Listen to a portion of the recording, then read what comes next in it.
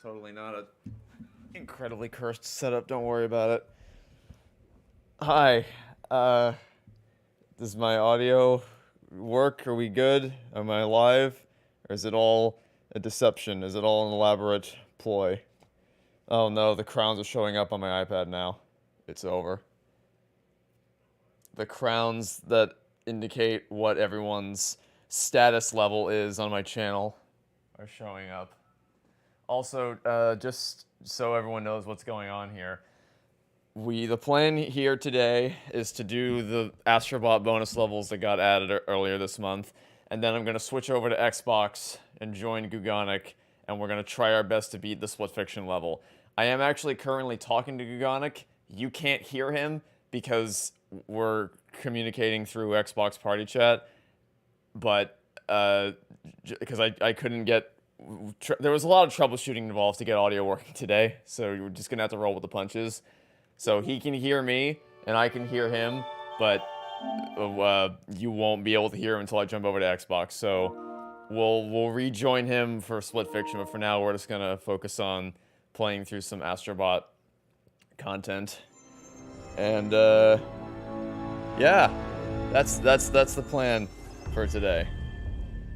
And yeah, unfortunately, I hate the crowns. I really hate the crowns. I don't like this new system that they've implemented that just gives everyone a status in the chat. I don't look at you through having statuses. You're all lovely chatters to me. And that's my way of telling you don't spam chat to try to increase your chat rank or whatever. Also, it occurs to me the game might not have updated because it's saying I still have all 327 bots. Don't worry about it? Okay, so where do I go for the new levels then? This one over here?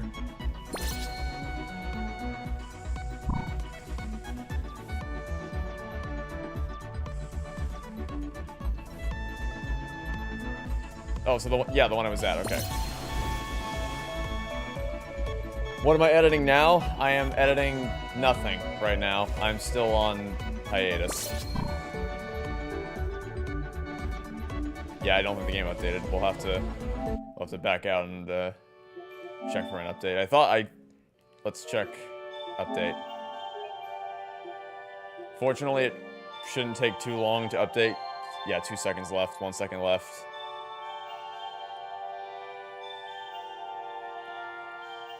Anyway, yeah, I'm not editing anything right now. I'm still on hiatus, technically speaking. I broke the rules temporarily because I should be able to get through these levels pretty quickly.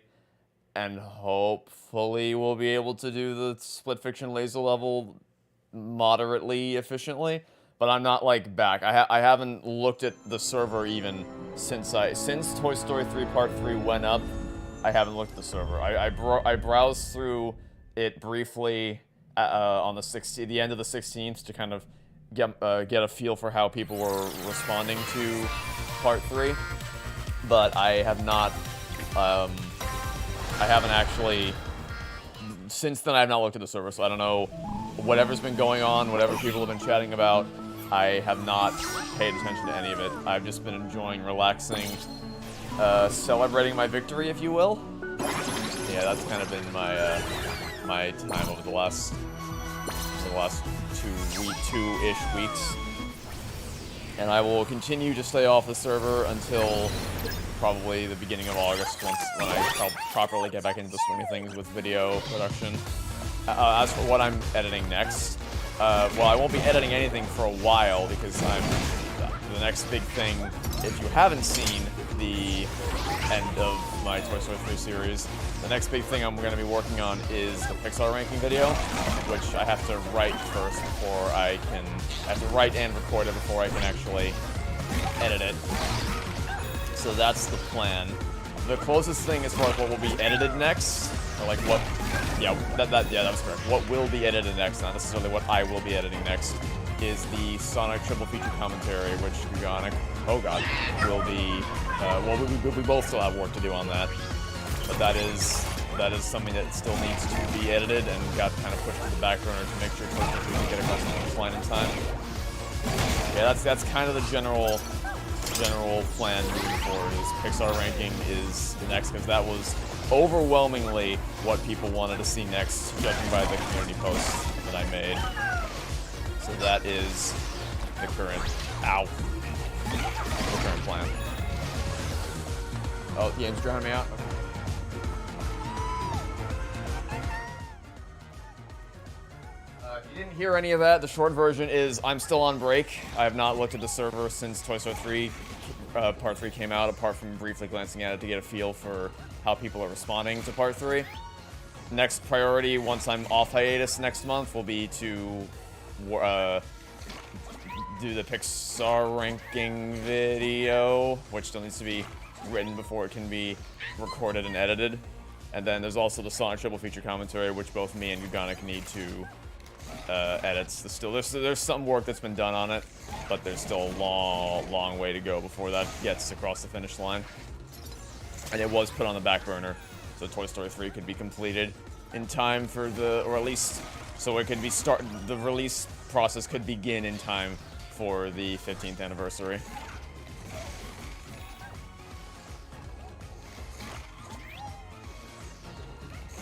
Yeah, no. Also, people ask me my thoughts on Superman. My thoughts on Superman are that it reminded me what I loved about the character when I was a kid. Man of Steel and really the whole DCU in general kind of made me fall out of love with... Because the weird thing is, like I've always... Well, I grew up with way more DC stuff than Marvel stuff. I think the closest connection I had to anything Marvel related when I was a kid was Lego Marvel Superheroes. And I'm pretty sure that was it. So, like, I played Lego Batman 2 and 3. I watched all the Batman movies, even Batman and Robin, because I was a kid and had no standards. I watched all the Superman movies, even the one where he freezes a lake and uses that to extinguish a chemical plant fire, and the one where he fights a guy on the moon. That's all I remember from those movies, by the way. Or those two specifically, I mean. 3 and 4, I remember 3 is the one where he extinguishes a chemical plant fire by freezing a lake and then picking it up and carrying it over to the chemical plant and then dropping it. And then I remember 4 is the one where he fights a guy on the moon. I actually been considering rewatching those 4 movies because of how positively I responded to the new Superman movie. But yeah, very good. Although, I think the things I liked most about it were... well, I guess this shouldn't surprise you if you know anything about me. Nathan Fillion and Isabella Merced. I need a spin-off with the Justice Gang, and I need it yesterday, because they're, like, amazing in it, and I wanted more of them. So that's my thoughts on Superman, and I saw it on a ginormous IMAX screen with FG, and it was incredible. She was actually nerding out about the size of that screen more so than I was, which I did not expect. Because, like, I'm usually the guy who gets super enthusiastic about that kind of cinema culture of, like, look at how big this, like, making sure you see each movie on the screen it's best suited for. Like, should I see this in Dolby, or should I see this in... Oh, hi, birds. Should I see this in Dolby? Should I see this in IMAX? What's the best viewing environment for this particular story? I'm very particular about that kind of stuff. And I will, like, this... I don't want to get into it, but I can be super annoying about, like, the theater-going experience if it doesn't meet my standards. So that's the kind of thing I would ordinarily be obsessed over. And she actually asked me, like, hey, any chance I can convince you to go see Superman with me? And I said, under one condition. And that one condition was that we saw it on the IMAX screen that we did. Because, like, I would have seen any movie. In case you're curious, I'm talking about BFI IMAX. I saw it on the BFI IMAX screen. And I would have seen really any movie there. It doesn't really matter what it was. I would literally have watched, well, yeah, I don't know about any movie. But with barring obvious exceptions, it wouldn't have mattered what was playing. I would have just wanted to be there to have the experience of watching a movie on a screen as historic as that. In the same way that when I went to LA last year, I didn't really care what was playing at the El Capitan Theater. I just wanted to see a movie on the same screen where Toy Story premiered and where a bunch of iconic Disney movies premiered over the years. What do I... Okay, I have ice. That's what I have. It just worked out that the movie we ended up seeing was actually pretty great. So yeah, I got a great movie-going experience, and also I got a great movie to accompany it. So that's pretty cool. Oh, the floor broke. Have I seen the new FNAF Movie 2 trailer? No. And I don't really plan to. It's funny, I was actually talking to Gugonic about this right before the stream began. I can believe that FNAF 2 will probably be better than the first one, because I do believe that they looked at the, like, even though they are satisfied with the fan response to the first movie, because boy howdy do FNAF fans love that first movie. I also believe that they're like, I'm glad that people are, for the most part, really loving this, but we are also paying attention to the criticism and the feedback, and we believe we can do better moving forward. I'm willing to say in good faith that they will improve with this one. I don't know. I'm not... I'll see when it comes out. We'll see how it is. We'll see if they were either blowing smoke up our asses or if they really were like, no, we got it. We hear the criticism. We understand where we can improve for this one. And I just hope it wasn't a load of BS, that's all. Because, you know, I'm... maybe not so much... Maybe not as much as I used to be, but I am still a FNAF fan. The series still means quite a lot to me. So I would like to see it get the movie treatment that isn't utterly dreadful. Not even for my sake.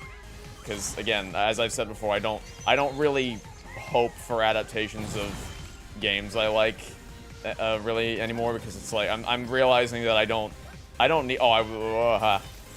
I'm realizing I don't really need them, because I have the games that I love and the stories that I love. I have no... Oh, I ran out. I have no need for seeing the stories get brought to a different medium. The appeal of video game adaptations to me would be getting to share these stories with a demographic of people who otherwise would never be exposed to them because they don't play video games. So, I would love to be able to say, hey, you know, to say to my family, hey, you know those FNAF games I really love? Well, they made a movie, and it's really great. You should check it out. Or, hey, you know the Halo games that are, like, pivotal to my personality? Well, they made a really great TV show about it, and you should check it out so you can see what the hype's all about. I'd love to be able to do that, earnestly recommend it to people who just don't play video games, then I would say...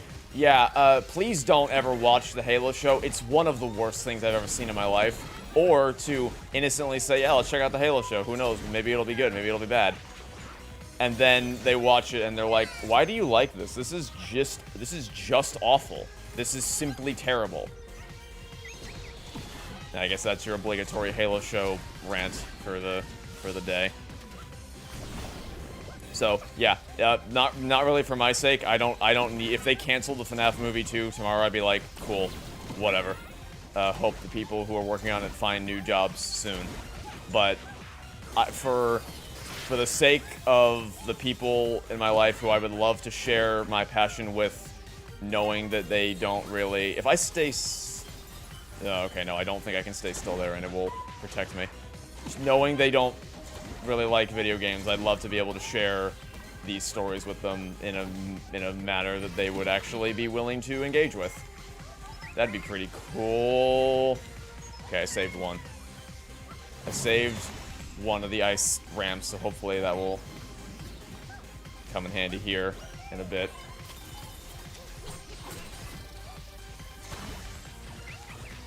I'll take a peek at chat in a second. I'm gonna try to focus on... No! I ran out again. Am I planning on playing Deltarune Chapter 3 and 4? No, absolutely not. I have zero interest in or passion for Deltarune anymore. And I do not care to see what happens next. I've already pretty much forgotten everything that happened in the first two chapters. It's not something that has occupied my brain space for a very long time. Have I played Hollow Knight? I started playing it, didn't get very far in it, but I would like to get back to it someday. I did begin the process of playing Hollow Knight.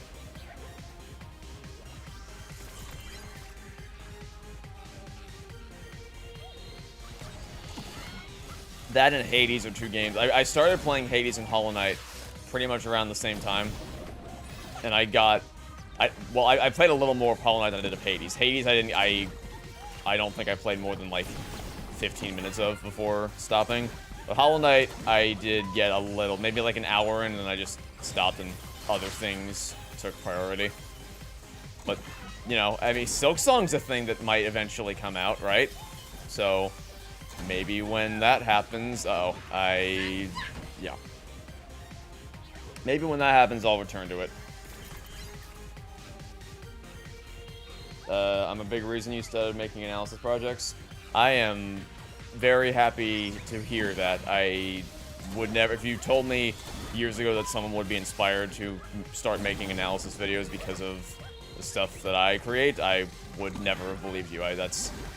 There's a lot of things that have happened as a result of me making these videos that I just would never have in a million years dreamed would ever be a remote possibility, so it's always extremely humbling when I hear that my work had that effect on someone. Knuckles episode 4 commentary. Why do you people want that? It's nothing. It's so nothing. It's not. It has like a couple things that are kind of absurd. But when I watched that, I was just like, it's the SpongeBob meme or the Patchy the Pirate meme of like, that's it. I thought it was going to be a Cars 2 or Jingle All the Way thing where it was so ridiculous I just couldn't possibly take it seriously and was just laughing uncontrollably. Any chance there was for me to find ironic enjoyment out of some parts of that were pretty swiftly shot down as soon as I realized that they completely axed any possibility of Iblis getting proper representation. Because they revealed that he died off screen, and they revealed this not through a flashback, but through a shitty parody of a musical number. Because I love storytelling. Look, maybe it's the 06 fan in me that's just really annoyed by how this all went. Okay, can I get it from like, oh, that's what I was missing. That's what I was missing. I was wondering, how do I even get through this level? Because I kept running out of things there, finally. I was wondering what I was missing. Anyway, yeah, I don't get the hype around the Flames of Disaster episode. It's like, I'm more pissed at how it handles elements from Sonic 06 than I am endeared by some of its more charming or ridiculous elements. Like, I feel like if we were to, if that were to be a commentary that ever got released, you might be annoyed that with how I react to it, because I'm just like, however you're expecting I reacted, I probably didn't react the way you thought I would, because all I can think about is Iblis. I feel bad because Gugonic probably has so much he wants to say, but he can't because you can't hear him. But all I can think about when I think of that episode is Iblis doing a Facebook Marketplace thing, like advert, and I'm like, why is this the way you wrote this? The Flames of Disaster! The Flames of Disaster! There we go. He can vent through chat. Did I watch the Schumacher cut? Help me out here. What's the Schumacher cut? Which movie is that referring to? Help me out. I thought, honestly, when I saw that, I thought Snyder cut, because that's like the only one I really. Oh wait, no, there's one more. The Donner cut is one I know of too, which I think is Superman 2. But the Schumacher cut, I do not know what you're referring to there. Feel free to enlighten me, help me fill in the gaps of my knowledge. Hopefully we still get Mephiles. I don't know. Here's the thing is, like, The Sonic movies have consistently adapted elements of the games extremely faithfully and respectfully, and in some cases even improved on elements from the games. Or actually, no, I should respectfully more so than faithfully, because there are some things in Sonic Movie 2 that are pretty clearly changed. I mean, the whole basis, I think, of Sonic's introduction and Tails and Knuckles' introduction, like, it's obviously different from how it was in the games. I'd use the word respectfully more so than faithfully. But when it comes to how Iblis is portrayed, there is nothing about that is even remotely respectful. And I guess they think they can get away with it because it's 06, but I don't know, I feel like 06 has a growing cult fan base that, if not likes, at least appreciates what that game was trying to be. So, I guess the point being, I generally have no reason to worry. Like, for everything, I'm not worried about movie 4 being good. I am confident they will be able to handle spoilers, but, like, it's been over half a year. If you don't know by now, you weren't going to watch it. I'm confident they will handle things like Metal Sonic and Amy respectfully. But specifically in regards to Iblis and the Flames of Disaster and 06 and Silver, I'm like, man, you gotta get, we'll see. We'll see, that's all.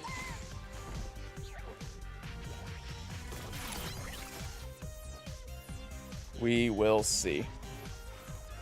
At least Knuckle Show isn't worse than movie 3. Aha! That's a funny joke.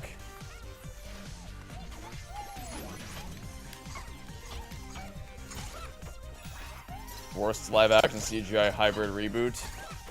Oh, I don't know. Smurfs comes to mind because, you know, the new Smurfs movie came out, and I can't walk 5 steps without seeing an ad for that movie somewhere, and I just don't want to watch it. I do not want to watch it. No matter how desperately they try, I don't want to do it. How would I rank every Digital Circus episode? Oh god, I don't know. The thing with Digital Circus is that the episodes routinely get better and better. Or sorry, no. The episodes routinely, like, they're of very consistent quality. So it's hard for me to rank them because they all kind of, I don't want to say blend together because that sounds like a pejorative statement, but the quality is so similar that it's hard for me to properly rank them. But if I had to, I'd say, generally speaking, they get better and better. I'm not committed to that 100%. I don't really know. I don't really know how I would rank the Digital Circus episodes if I were to really sit down and think about it. I'm not sure. What I'd say for now is that they're so consistently well, oh Jesus. They're so consistently well written that it kind of doesn't, a ranking I don't think would yield any particularly useful results because they haven't really faltered yet.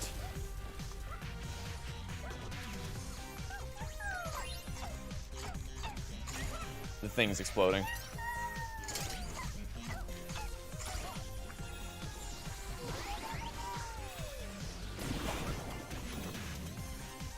Your favorite is episode 3?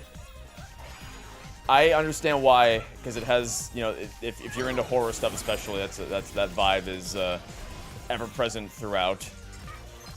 It's also a great opportunity to explore a character who otherwise doesn't really get a whole lot because of, I'm trying to remain vague for spoiler's sake, but, oh, damn it. It's definitely a unique opportunity to explore a character who you otherwise don't get the chance to look too deeply into a lot of the time. I will say, though, 4 had a lot of unique elements that I responded to pretty positively. And then 5 was just kind of a mad dash of everything, everywhere, all at once. I'd say 4 or 5 is probably my favorite. I don't know. As far as quality, I'd say that they generally get better and better as they improve their craft. But as far as which ones, like, you could tell me any of the episodes is your favorite, and I could be like, yeah, okay. I understand. I fully understand why that would be your favorite episode. Because they all kind of have their own strengths and weaknesses.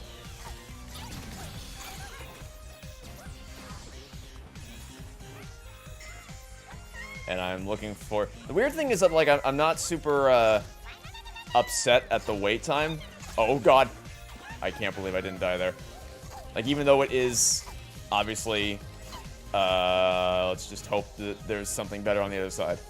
Oh no, oh no. Even though there is obviously a pretty lengthy wait time between episodes, there's so much to unpack in each of them that it doesn't really feel like I'm getting cheated, if that makes sense. Like, it feels like I got a full meal. Oh, how do I do this again? That I prepare to die.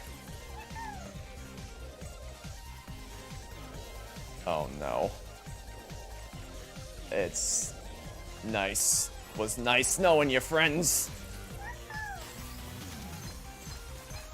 What do we, I don't know what that was.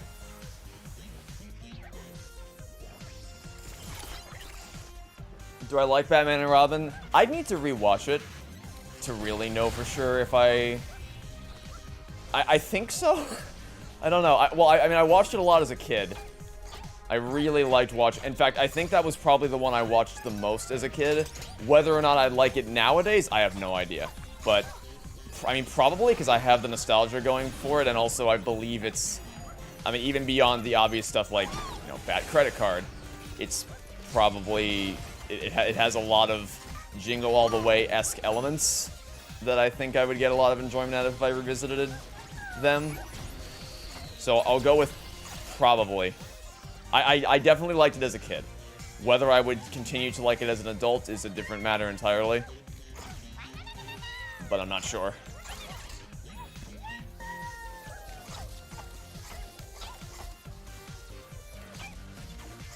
Oh, Gugonic said... Shit. Gugonic said his favorite Digital Circus episode is the first one because it's the only one he's watched. You should watch more of them. Or maybe wait until the full series is there, because I think it's only like 10 episodes or something. Well, the season will be only 10 episodes when it's finished, I mean. Oh, I don't know. I mean, I think it'll be... Okay, let's... Throw. I think it'll probably be a bit of a shorter gap. I don't think we'll have to wait, because it's... I mean, it has been a long time since the series began. I think it's been like, what, 2 or 3 years since the series began, and we're only 5 episodes deep. But I think the pace of it is starting to pick up a little more. Like, I think they said episode 6 will probably come out sometime this year.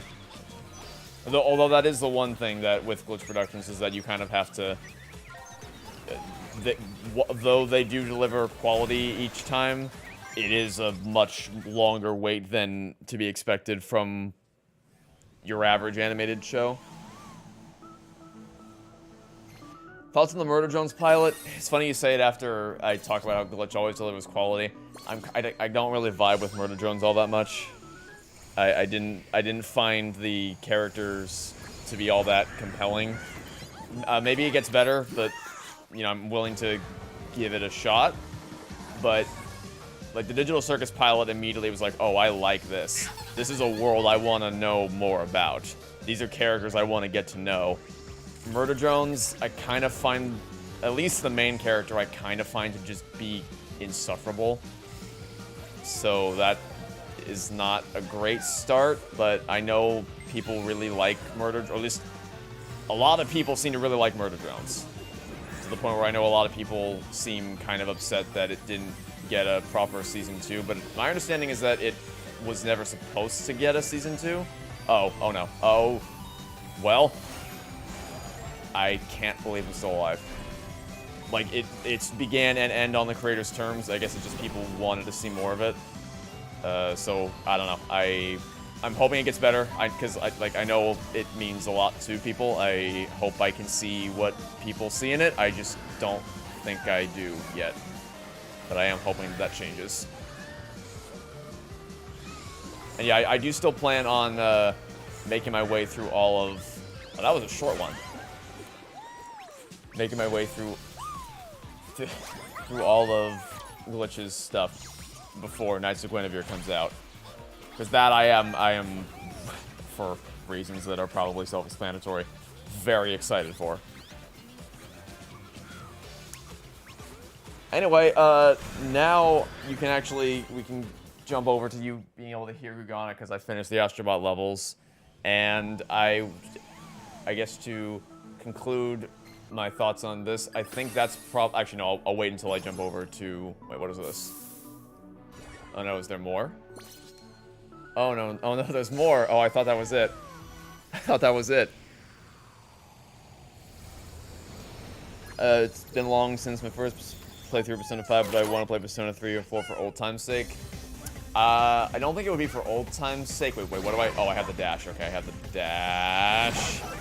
It wouldn't really be for old times. Like, that, I think that's a term you primarily use for things that you either played when you were younger or did when you were younger. It's like, for old time's sake, let's... Like, I'll revisit the over-the-hedge game for old time's sake. That kind of thing. So I haven't ever played Persona 3 and 4. I do want to play Persona 3 Reload because, for no reason other than Zena Robinson is one of the characters in it, and I like Zena Robinson a lot.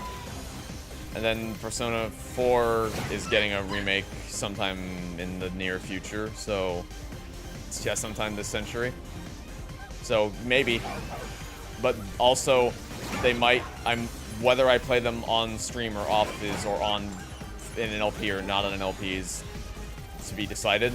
I am interested in checking them out at least, but they're not like I'm not dying to do so. I did replay Persona 5 last year, which was a good experience, and I had a much better time taking, like, sort of not trying to rush through things and taking my time for what. There is so much in that game that I just had no idea existed.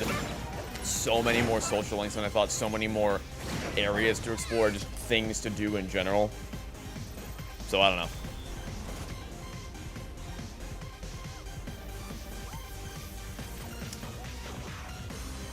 What else did I miss? What's my most nostalgic superhero movie?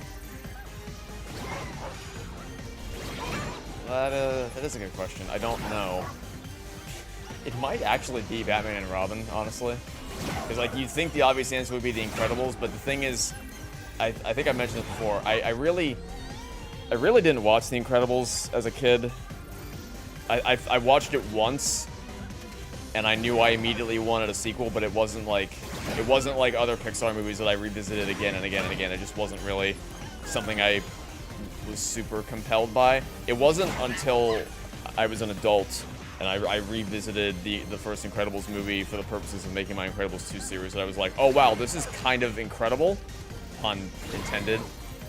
Like, it's that's not a movie that really it's because with the Toy Story movies I really appreciated them, or I really liked them as a kid, but if you asked me why, I couldn't have really given you any kind of substantive answer.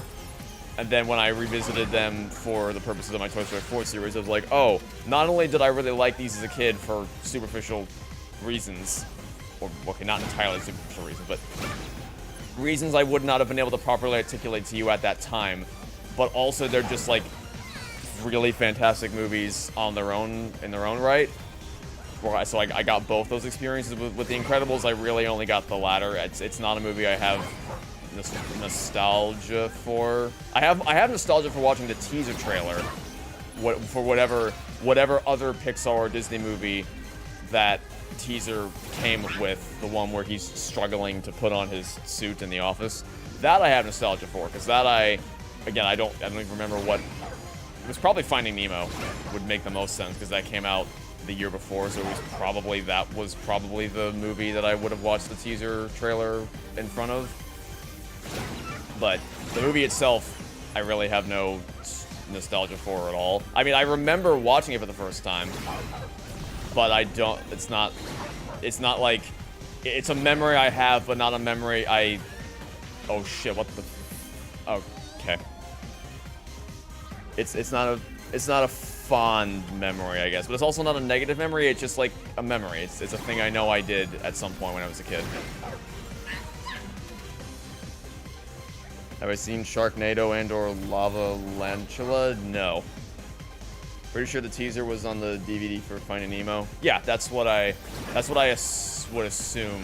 Just not even because I remember that being the case, just because I'm like, well, if it came out the year before, it would probably be on that one. That's what makes the most sense.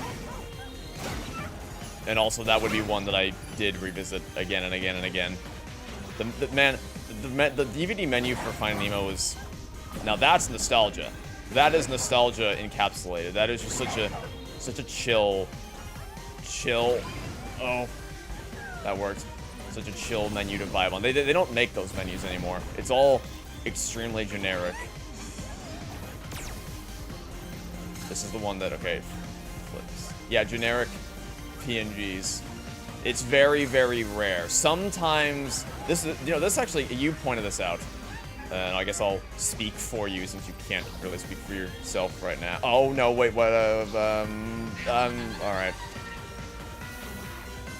The Sonic 2... Oh, and there's no checkpoints here. The Sonic 2 Blu-ray did have a slightly more elaborate menu in that it was, like, animated. It was sort of a montage of different bits of the movie, whereas the Sonic 3 Blu-ray was just a static PNG of one of the movie promotional wallpapers. And that's kind of lame. I don't know why they backtracked on that. Oh, Jesus. What's the worst Hazbin Hotel criticism I've come across? Oh, I don't know. I don't really engage with... I kind of... That part of the internet is not a place I like to visit at all. It's... The hate-dom that Hazbin Hotel has is kind of absurd. I really don't... I think... Funny enough, I think this came up on the last Astro Bot stream. Or one of them. But I really believe that the hate-dom that Vivian Madrano and her shows has is one of the most erroneously overblown things I've ever seen. Which is not to say that there are no valid criticisms of her or her shows. I don't...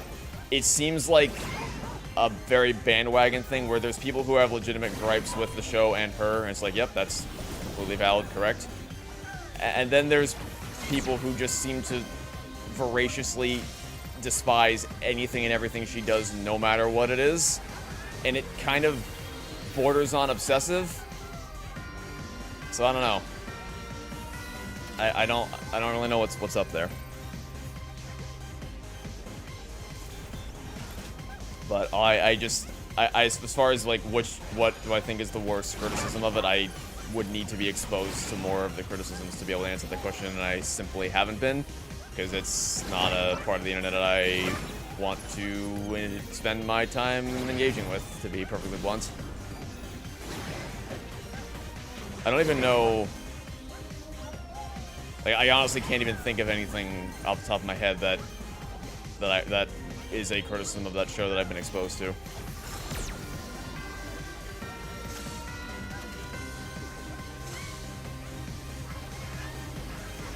Oh no. Okay. Oh. Nah.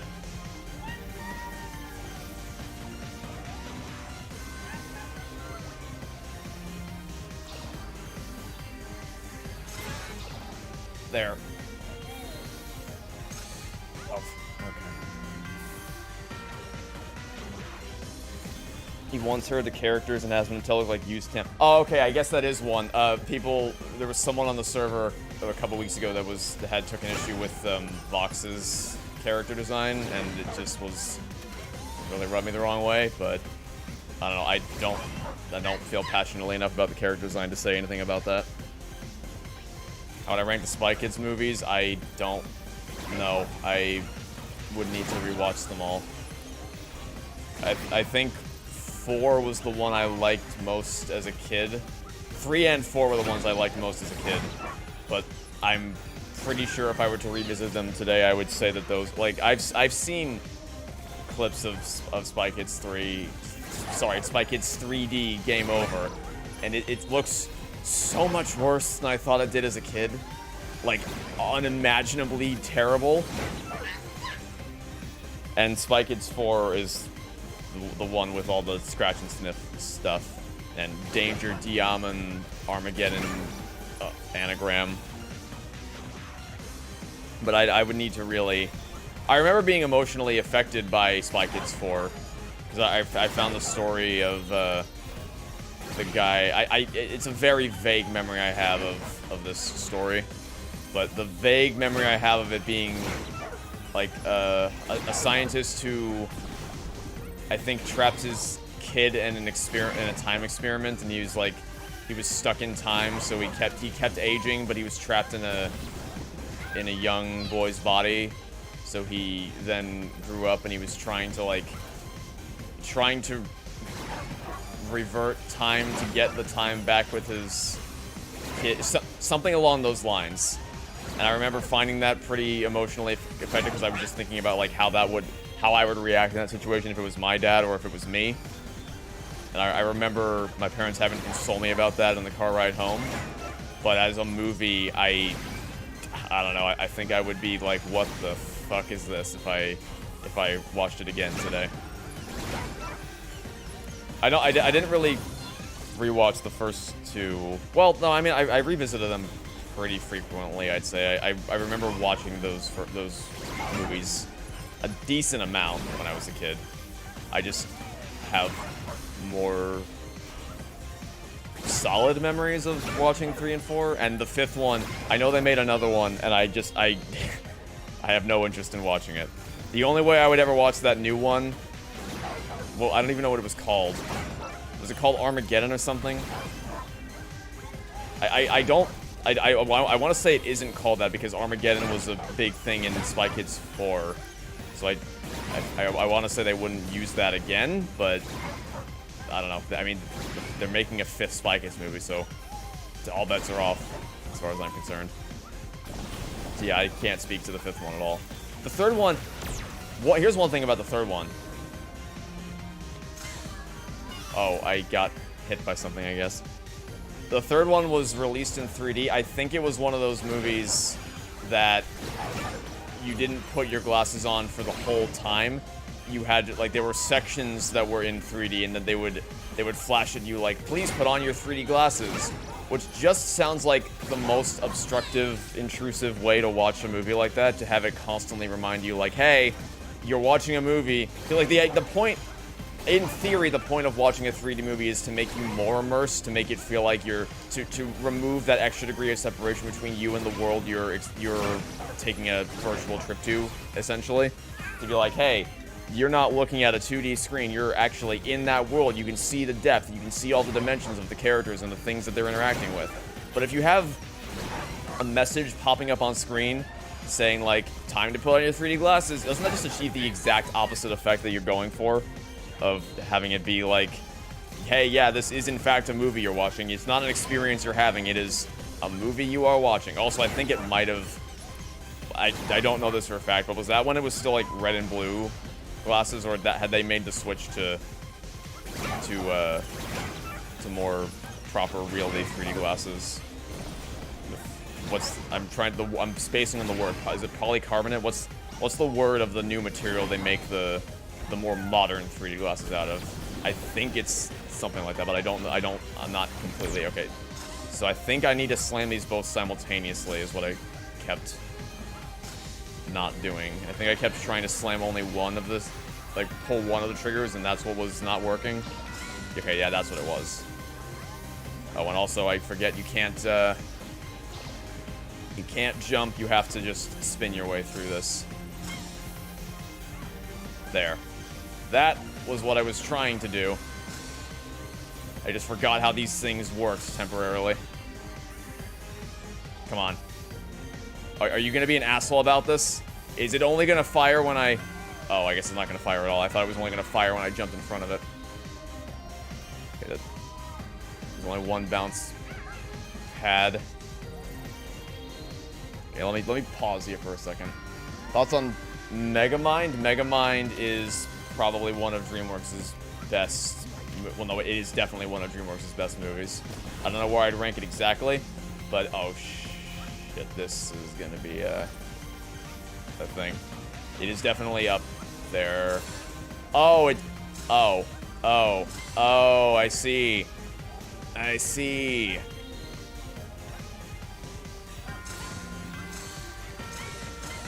Oh, god damn it. Episode 4, Masquerade of Hazbin Hotel, was the best episode in your opinion? Probably. It probably is the best episode. Although I'm at least more partial to the songs from 5. I just wish they had more time for... I just wish pretty much all the problems I have with Hazbin Hotel would be immediately solved if they had more time to work with. which it sounds like they are going to get more time for Season 2, which, by the way, Season 2, that's a thing that happened while I was AFK or on hiatus. They announced Season 2 of Hazbin Hotel is coming out this October, which I did not expect at all. I thought for sure we wouldn't get to see it until 2026 at the earliest, because of how long the wait. I mean, they did say the wait wouldn't be as long between the pilot and the release of Season 1, but also that was a, what, 5-year wait? Maybe closer to 4, somewhere between 4 and 5 years. So not being as long as that doesn't really mean much. That could be literally any amount of time. So yeah, I wasn't expecting it to be that soon, but that's pretty exciting. I also like that they didn't. I like it when it's not as much of a thing with TV shows. That was weird, because of course you know that. Oh god damn it! I did the thing again. You know with TV shows that they are making another season, so it's not as big of a thing. But I like when companies only announce something a few weeks or months before that thing is going to be released, rather than saying, hey, Starfield's coming out next year. No, it's not. It's coming out the year after that. Or I mentioned this earlier. Silksong is a thing that how long has Silksong been in people's headspace? Like, how long has that game been announced for? What, since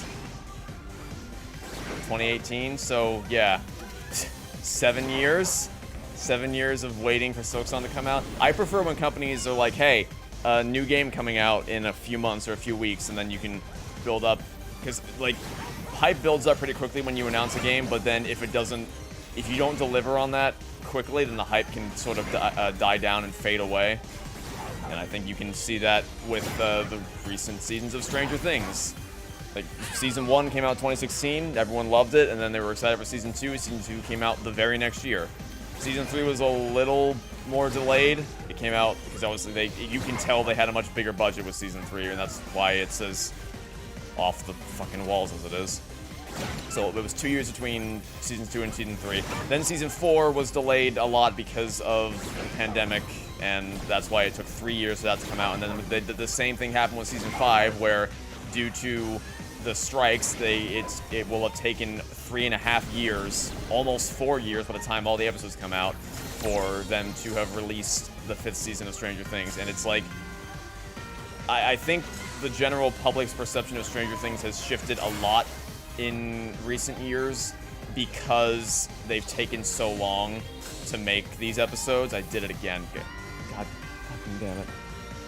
Because they've taken so long to make these episodes, it's made people less favorable towards the show than they otherwise would have been. Like, if these seasons were releasing yearly, I don't think people... Now, whenever...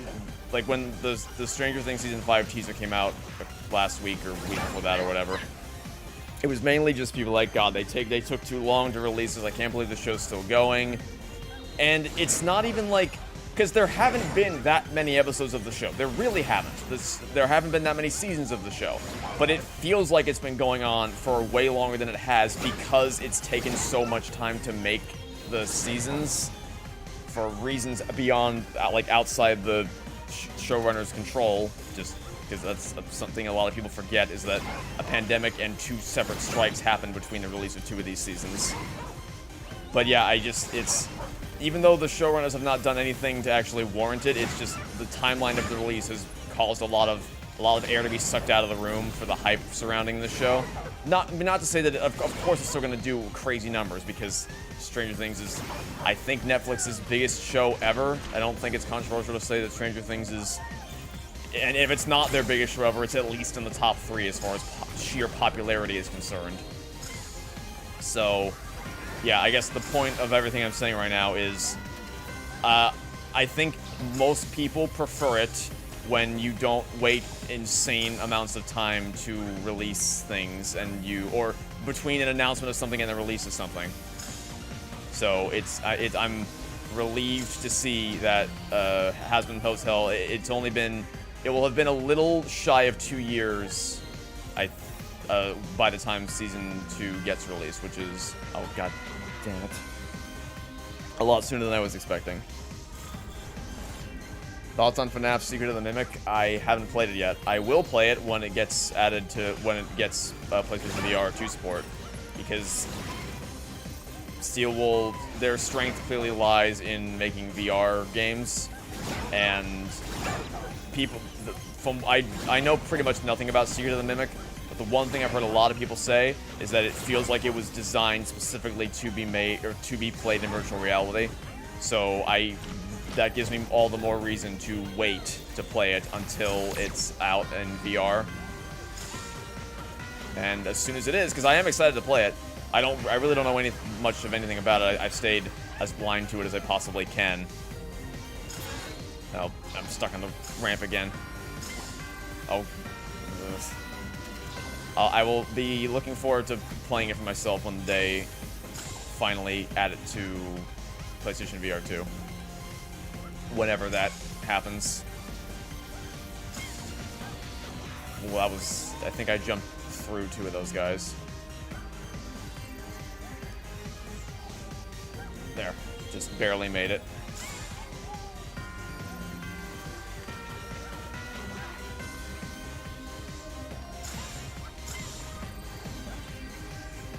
Yeah.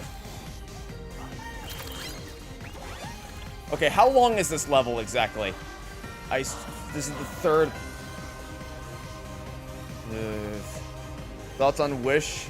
I think the hate for it is kind of overblown. If I'm being perfectly honest, I think the hate of it is, God, fucking kind of overblown.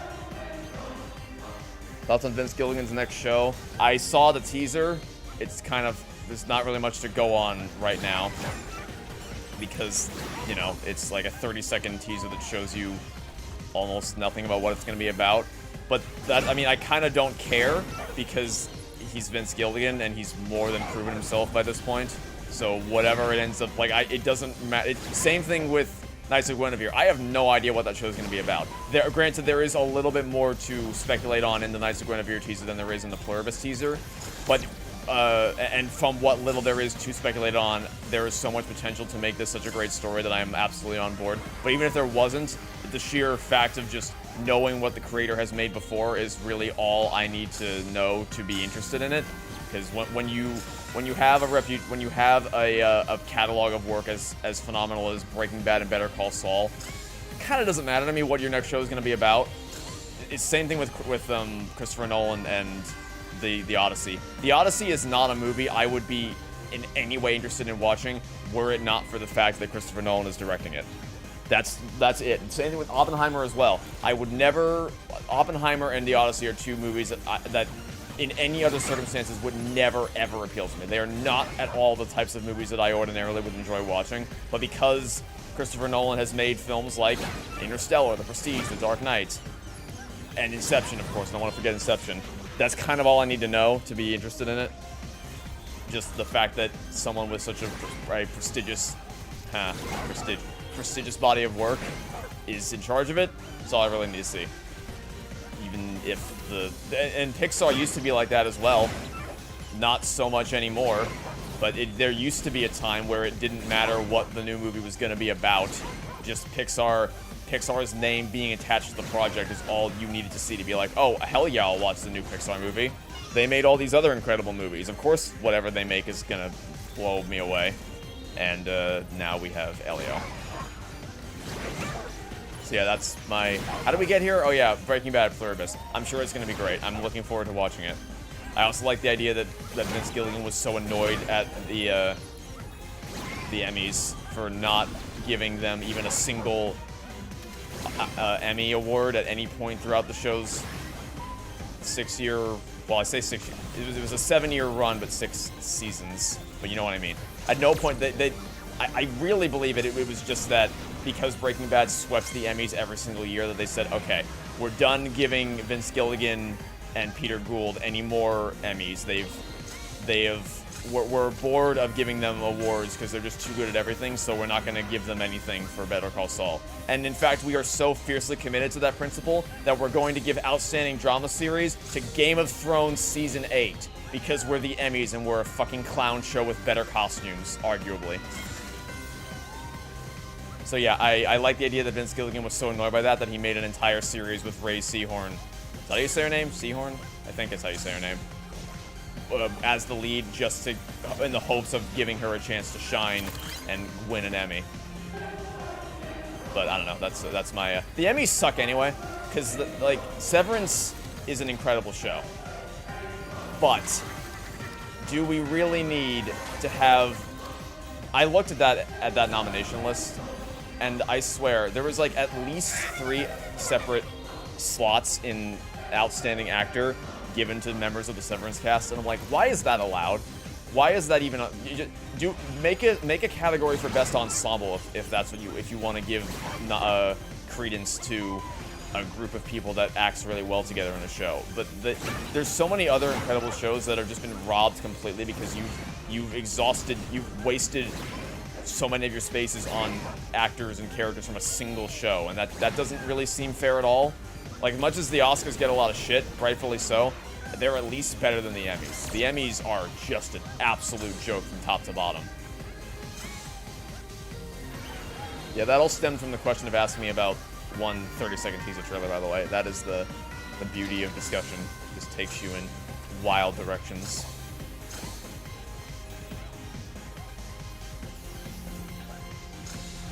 Ow, god damn it. Do I like Mask of the Phantasm? Mask. Oh. No, I have not seen that. I have not seen Mask of the Phantasm.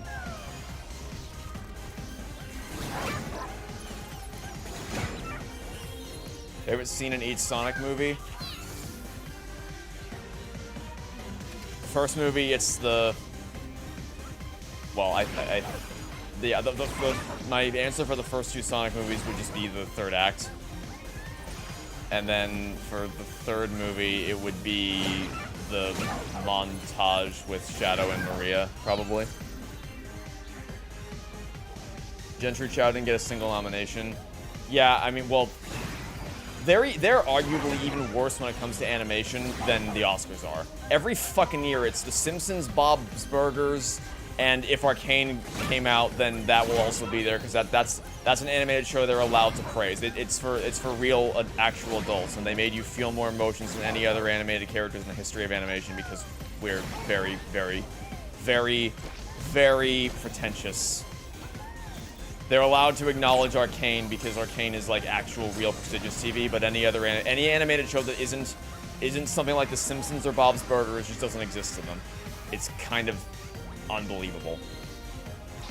Like, at least the Oscars have gotten slightly better at acknowledging high-quality animated works in recent years with the winners of the... Because Guillermo del Toro's Pinocchio won for 2022, which I haven't seen, but I've heard nothing but good things about.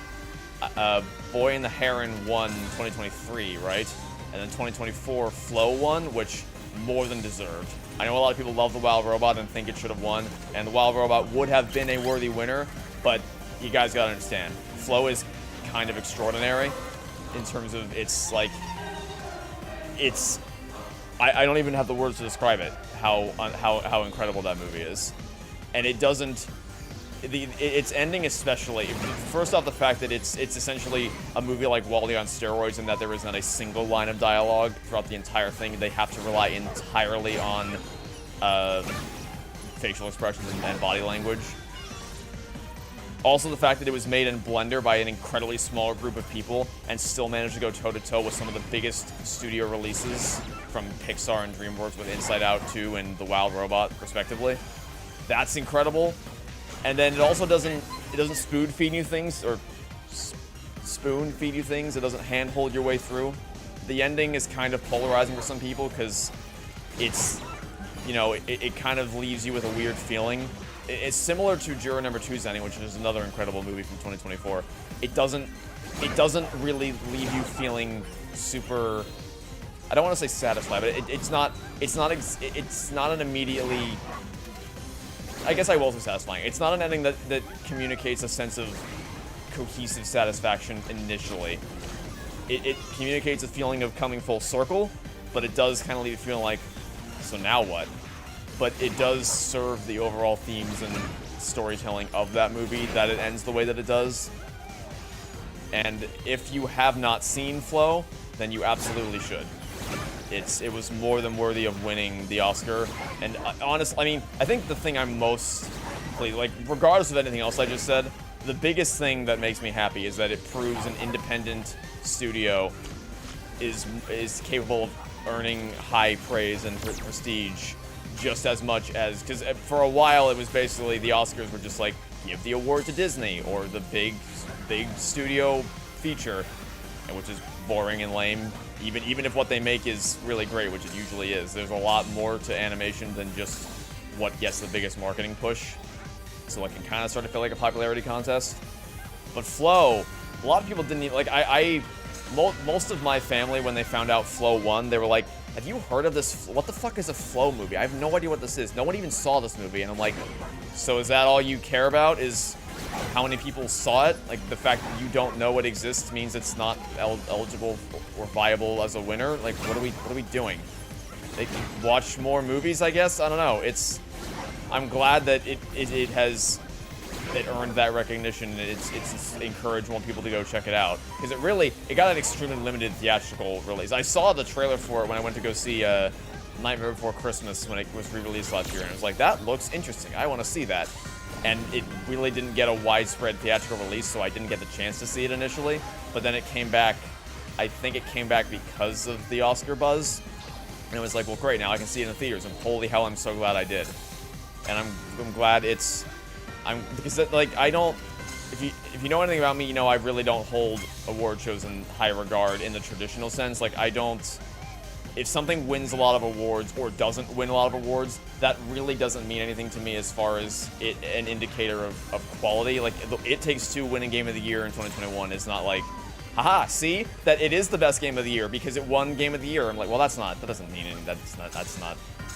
You should never have to use that as an argument for something being good or bad if you have proper reasoning and evidence for something being good or bad, then you shouldn't ever have to rely on, like, it won a lot of awards or it made a lot of money and that kind of stuff. So, but what I like, the reason why I respond positively when things like that get widespread recognition in award shows is because A, it opens a lot of doors for the developers or the filmmakers or whoever to get to make more projects like that moving forward, and also it leads to people like my family members I alluded to previously who have no earthly idea what Flow is. It allows them to be like, oh, this movie or game is getting a lot of awards, well, that's interesting, I don't know what it is, maybe I should check it out. And it just encourages people to expand their media diet more, and get exposed to a lot of really cool independent projects that they otherwise may never have because it just didn't get a marketing push that it deserved. And now I imagine, because Flow isn't their first movie, I don't think, but it is their first movie to really capture widespread mainstream attention. So now I imagine there's going to be a lot more eyes on their next project, which I will absolutely be seated for day one, because they have proven to me that they absolutely know what they're doing, and I hope that they can deliver again in the future. Also, it's probably not a great sign. My throat is already starting to be sore from talking this much, but it's fine. Hopefully I can get through this level here sometime soon, and then we can share the wealth of commentating. Okay, let me deal with these guys before they get the chance to zap me. There. Up, up, up. Now, oh my god.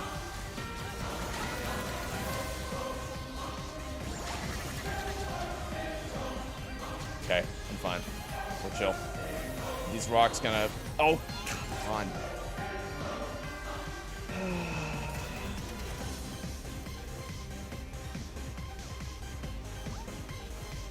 Are there any characters I can do a really good impression of?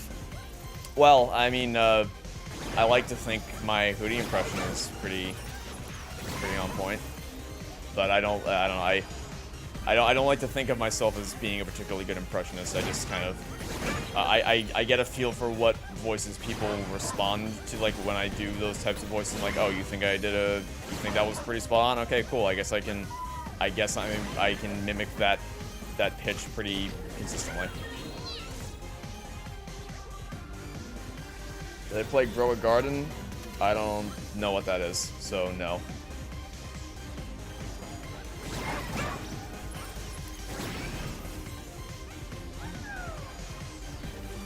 Am I going to replay Indiana Jones and the Emperor's Tomb? Yeah, at some point. I don't know when, but I will. I might. Honestly, I might replay it sometime soon. I've recently had a buzz to go back and revisit an Indiana Jones game like that. But I don't know. Well, I do plan on replaying the game. I just have no current plans as to exactly when. I wanted to do it at the beginning of the year, sort of in the aftermath of playing Indiana Jones and the Great Circle. But then Toy Story 3 got out of hand, and I had to spend every ounce of every bit of time I had was dedicated to getting that project over the finish line in time. So that was where my priority was, which means I really didn't have time to. That's why there's been the only content that's been on this channel this year has been streams. I'm pretty sure the last LP video I released was the finale of Great Circle, which will be changing next week. Start of the first proper week of August, I will be resuming a more normal, or hopefully resuming a more normal LP schedule. Not 3 straight away. I'm gonna start off with 2. But, you know, just kind of easing myself back into things.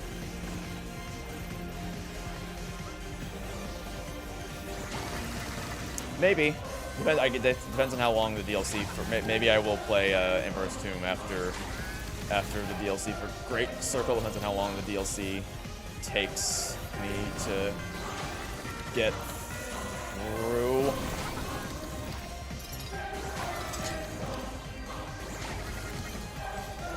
Oh no, there's something on me. Okay.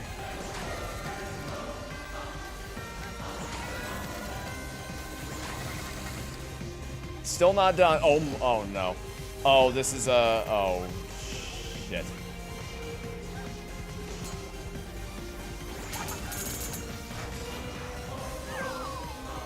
That didn't work. Okay.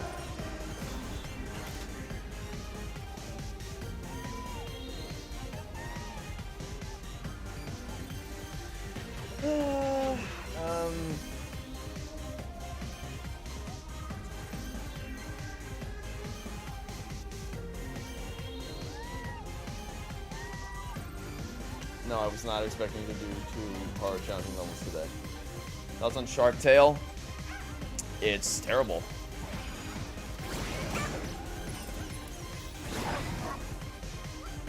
That would be my thoughts on Shark Tale.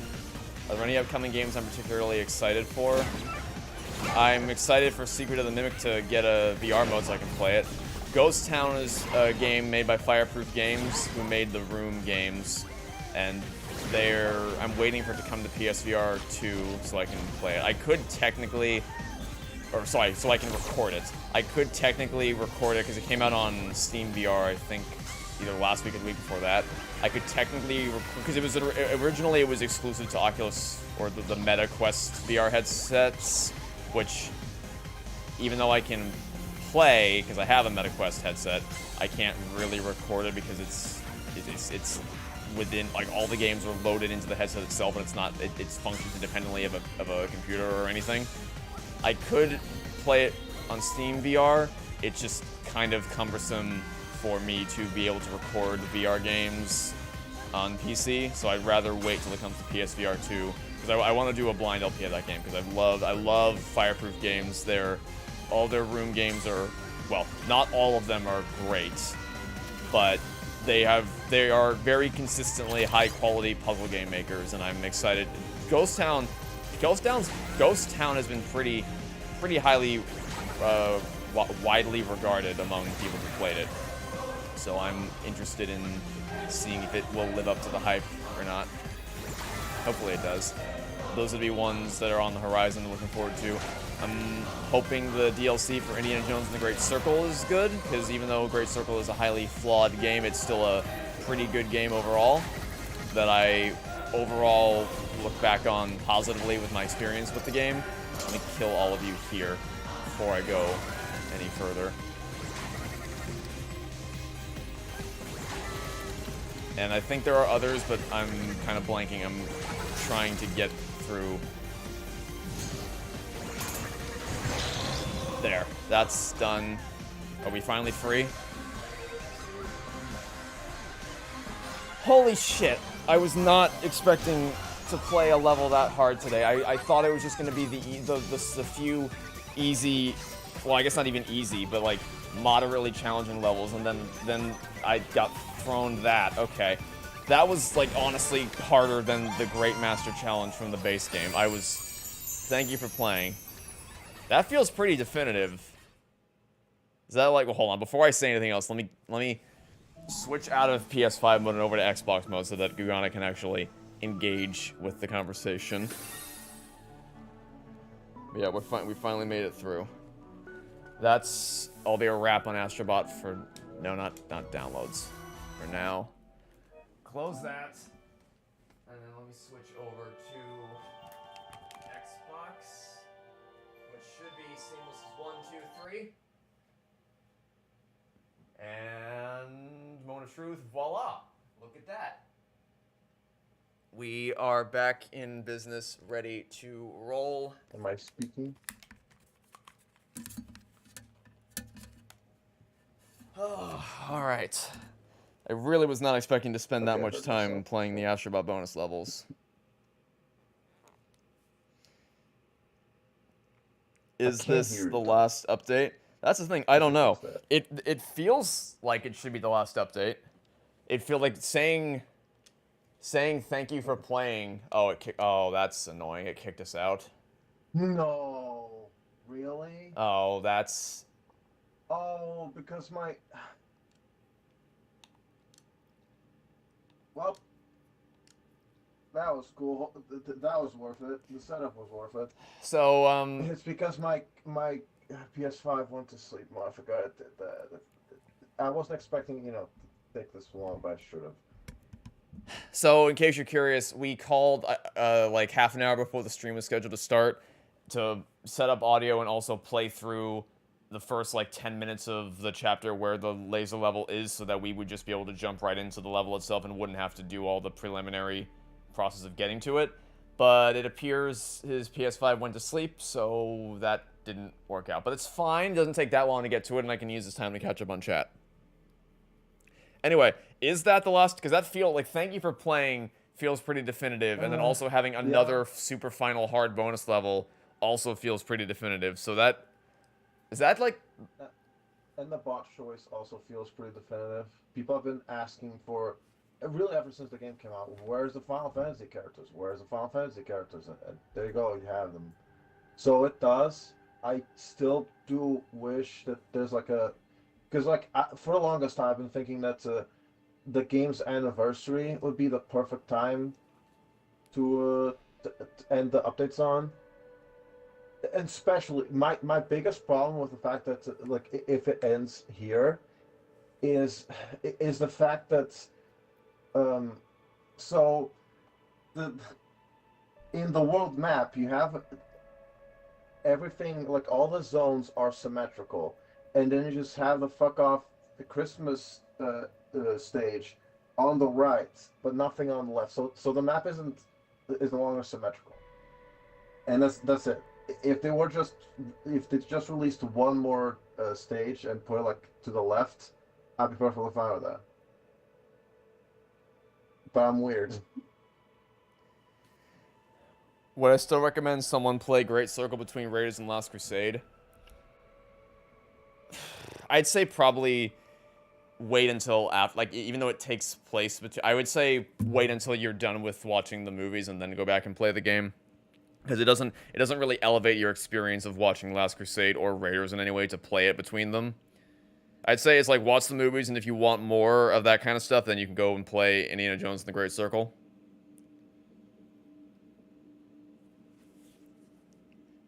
But yeah, overall, I would, to kind of close the book on the Astro Bot thing, I'd say that is quite easily my favorite batch of levels that they've released so far.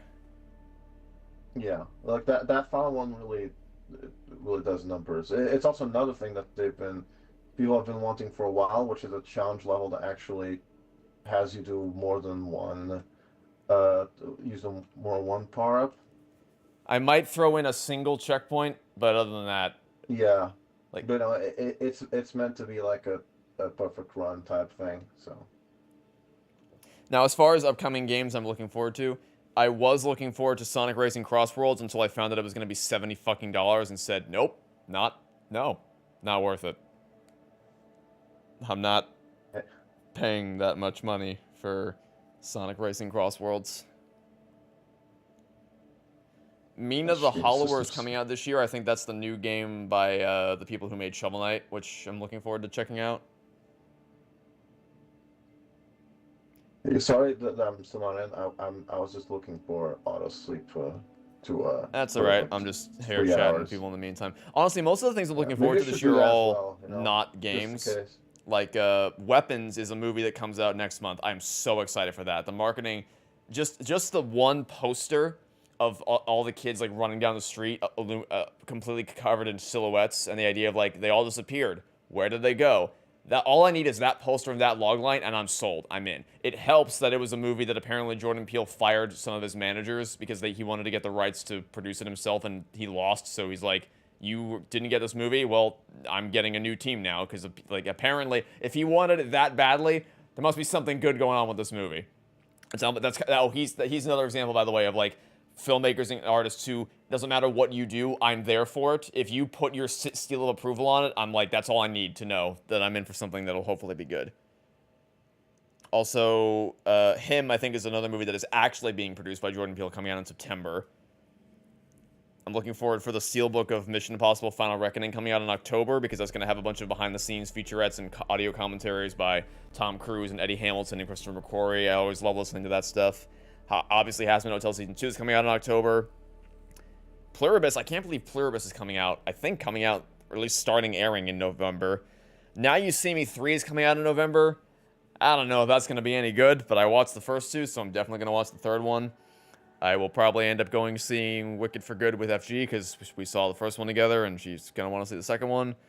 Stranger Things Season 5 is obviously... I think that is the thing I'm most excited for, is Stranger Things Season 5. Just because that has been a huge part of my life ever since I started watching the show in high school. And I really... And because Season 4 was so good, I really want to see how it ends. I hope it ends well. I really just want the series to get a proper finale.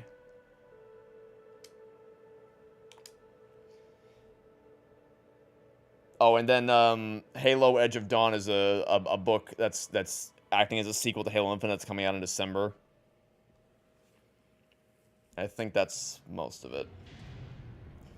Where can you watch The Final Reckoning? I think you can still watch it in theaters. I don't know that for sure. I don't know if it left theaters already. It's probably going to leave theaters soon, because it comes out on digital in the middle of next month. But let me check my local theater, if it's still playing. Fantastic Four, Superman, Smurfs, last summer, Trade and Dragon, Jurassic World, F1, Leo, Lilo and Stitch. Okay, it is still playing in theaters, but my local theater currently only has one showtime for it, which means it's probably on its way out. I'm guessing you probably don't have much longer if you want to watch it in theaters. Of course. Right. Oh, that's not so bad then. Yes, I assume you select continue, right? So it's right as one. Yes, right as one. Okay. But if you don't want to, if you just want to wait till it comes out in digital, I think it comes out in digital August 12th or 5th. Or 19th. Oh. It's one of the weeks. I might have screwed this. Did you? I might put one extra one, like at the end. I don't know if it counts at the end. Yeah, I'll redo it just in case.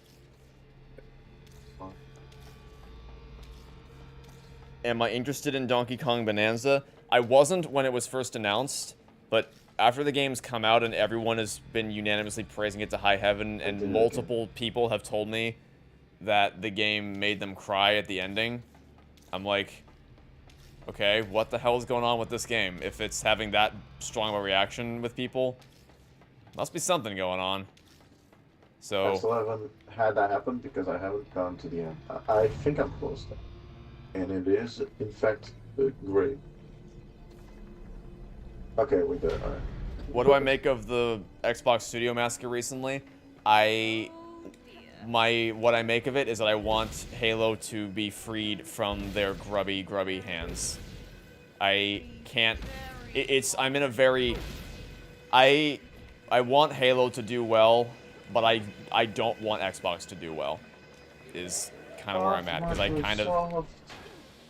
I kind of hate Xbox as a corporate entity.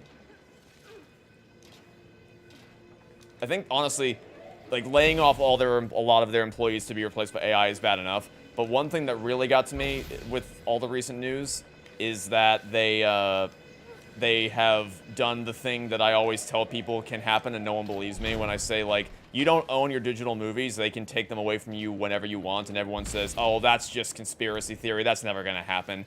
Well, guess what? Not only has it happened before, but it just happened again with Xbox. They have apparently removed people's digital movie and TV libraries through Xbox, and you can't buy any more digital movies. And it's like, yep, that's what happens when you don't own things physically. So, yeah, just all across the board, I'm not exactly fond of what Xbox has been doing recently.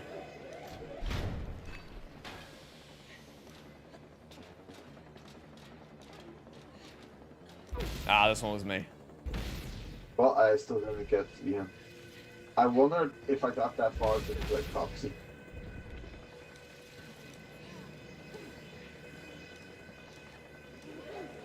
Can't stand Xbox. I can't stand Xbox. But the thing is, like, of all the different platforms, Xbox is the one that I play games on most consistently because I find the controller to be the most ergonomic.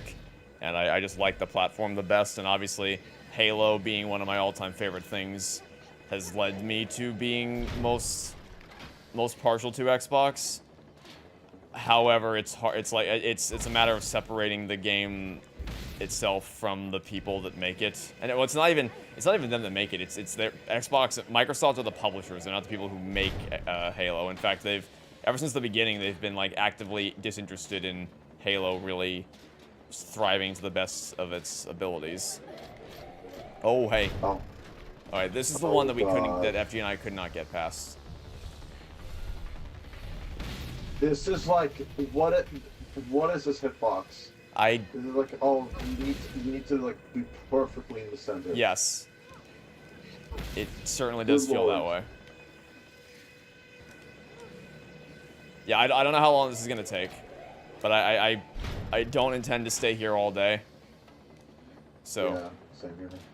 We both have a limit. We'll see how long it takes us to reach it. Because the level itself is not that long, I don't think.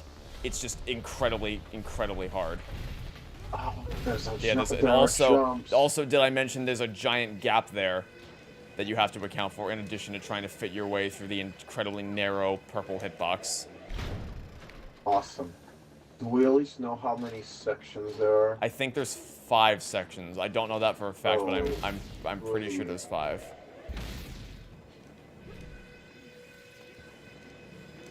Because like these first 2 sections, sure. That one. Damn it.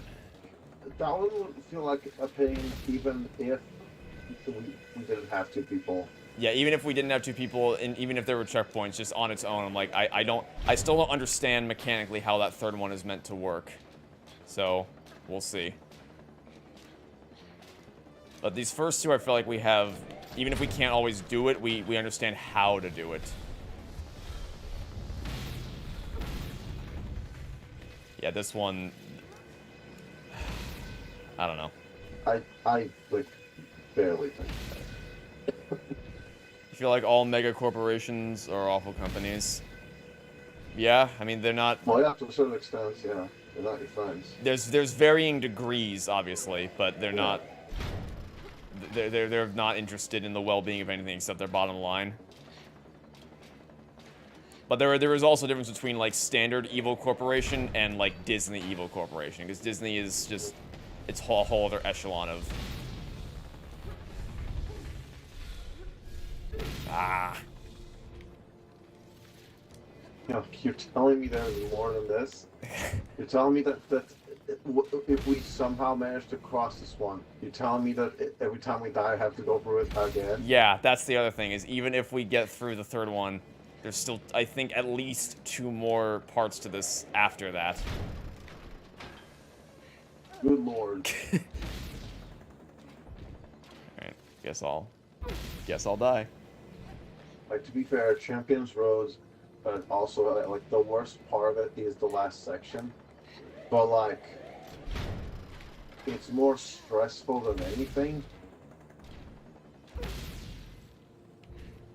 Also, with that one, there are ways to cheese it. You can bring power-ups. This game has no such thing as power-ups. Well, it does. It's just in this section. Exactly. Oh. I'm coming. Nope.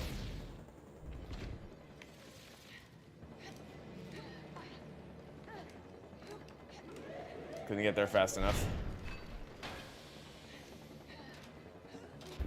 Yeah. I definitely don't recommend dashing. Yes, I know. Like the only like the part that's problematic with yeah. The only part that's kind of hard for the second one is just landing the first time. Yeah, it's getting good positioning for the first. Exactly. If you get a good position, then it's easy. It's just getting that good position. And then this one, I just don't even know what to make of this one. This one just fuck. It's just like it would be hard enough just to stay in that one spot, but the fact you have to move. And also jump over the gaps.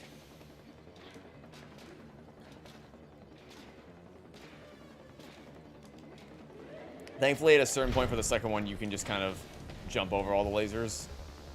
I'll try to just not run.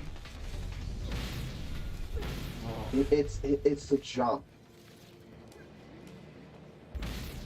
Bruh.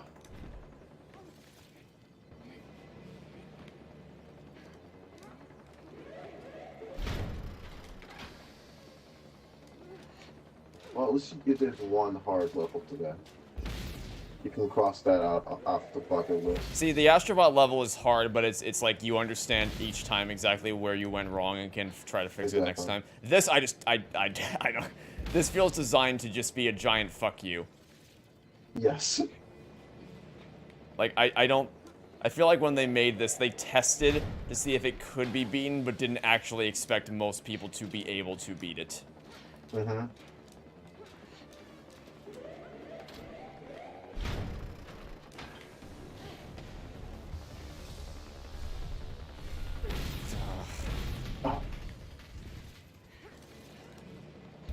The worst part is that I don't even know how long that section is. It could go on for like 30 seconds. I imagine probably like the first 2 sections here are pretty short. I imagine at least they understand it. It would not be advisable to make super long challenge sections. Probably, hopefully. But I don't know.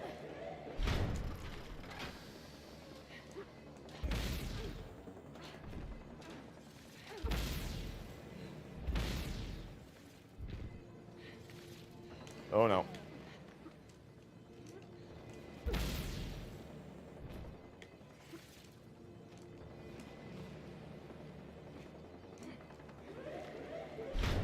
I am determined to beat this level at some point. Just don't know exactly when.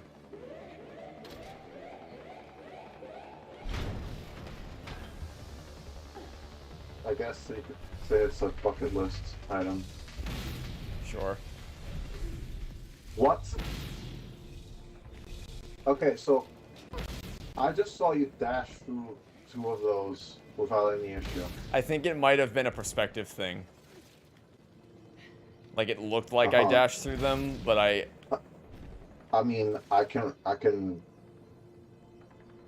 record it. Yeah, we'll just rewind this. No, I mean, like, because of the angle the camera was at, it looked like I was going through, Oh, like... shit. Let me look at the stream again. My assumption is that it was lag. Okay, that might have been, because on my stream it looked like I did cut straight through the ones, like, the safety zone. So you're saying that you did dash through them, or you... I'm saying I dashed through the spot that you're supposed to dash through. Okay. Maybe that's the... Like, the problem is that I need to get it, like, perfectly straight. That sounds impossible.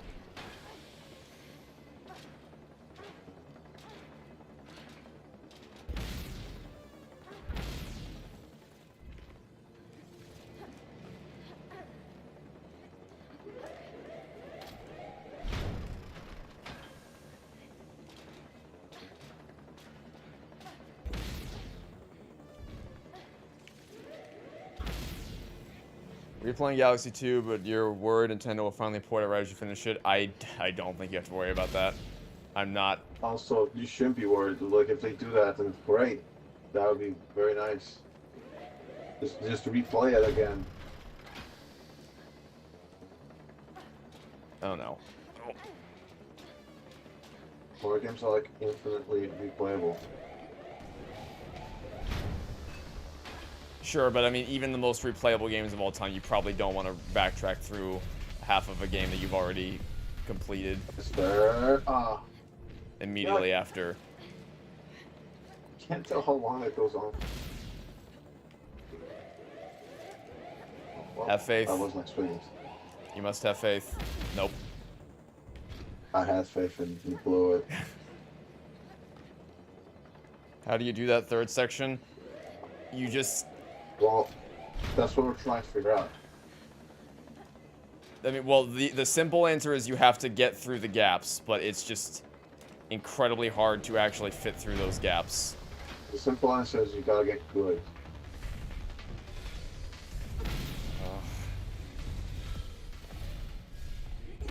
Fuck.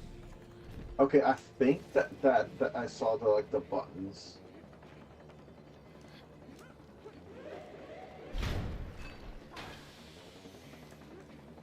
Oh. That's tricky. I just had like the worst luck position-wise. Would depend on if it's a port or if they add more stuff like Bowser's Fury. I don't think they would... If Nintendo ever acknowledges the existence of Galaxy 2, it will not be in anything more than the most basic of ports like they did for 3D All-Stars. Yeah, the problem, like, would they just, like, re-release 3D All-Stars? Like, 3D All-Stars Nintendo Switch 2 Edition plus Galaxy 2? Yeah, that would be the most likely outcome. Like, the Bowser's Fury thing you're speaking of would probably just be the upgrade pack, but this time it has Galaxy 2, and I think that's probably all we would be able to hope for at this point. I mean, I don't need more... Yeah, that would just wait until Wii NSO. Ugh. The problem is that will require both to get to Wii, which, I mean, depends on whether they do Wii or DS next, and I would say the DS is the likeliest one. It would be cool if they added Wii to NSO. I just don't... I don't know. Because at that point, it would fully serve as a replacement, essentially, for the Wii. Yeah. But also, I don't know if I want to play Galaxy 2 through NSO Online. Well, the NSO. Fair enough.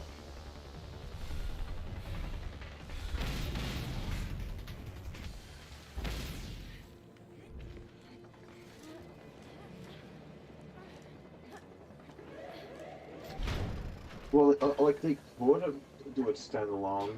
Like, maybe they'll do a thing where they'll release everything that was previously in the All-Stars standalone and also release Galaxy 2. Because the other thing is that if they were to just be released for the All Stars, you know, they would have to re-release it. Either that, or it's just like, hey, if you already own for the All Stars, you can also buy this upgrade pack. If you don't, oh well. Have you considered that maybe you should have just done it? Which I doubt they would, because that means that, you know, the pool of available consumers would be very short for no reason.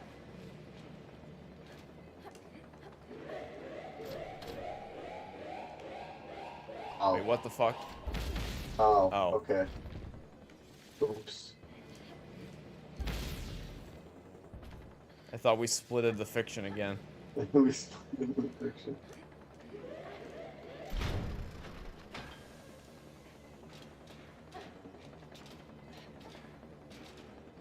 By the way, there isn't even an achievement or a trophy tied to this. It's literally just for our own Thank personal God. satisfaction. Thank God. I would not get the platinum with it. Thoughts on Ubisoft nowadays? Let them crash and burn. I think I mentioned this before. Might have been on a call though. But the only thing I want from Ubisoft is for them to release whatever Rayman stuff they're doing, and to also remaster the Mario Plus Rabbids games, and then they can die.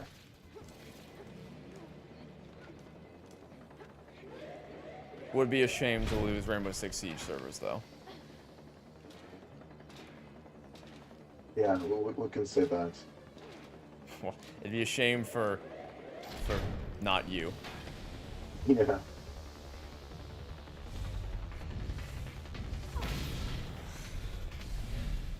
Of all the games I've played, Rainbow Six Siege is certainly one of them. I feel like you might have more definitive feelings on the game than that. Sure, I suck at it, so I don't like it. I would But more so. mostly I just find it boring. Yeah, I would phrase it more so as it's just not the Shit. not the type of game you would ordinarily play. Yeah. Which, you know, fits with the definition of boring.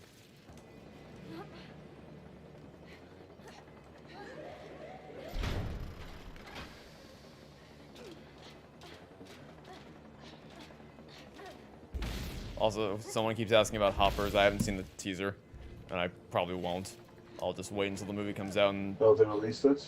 Yeah, I think they might have released it the same day I released Toy Story 3 Part 3. Of course. Like, right before my video went live.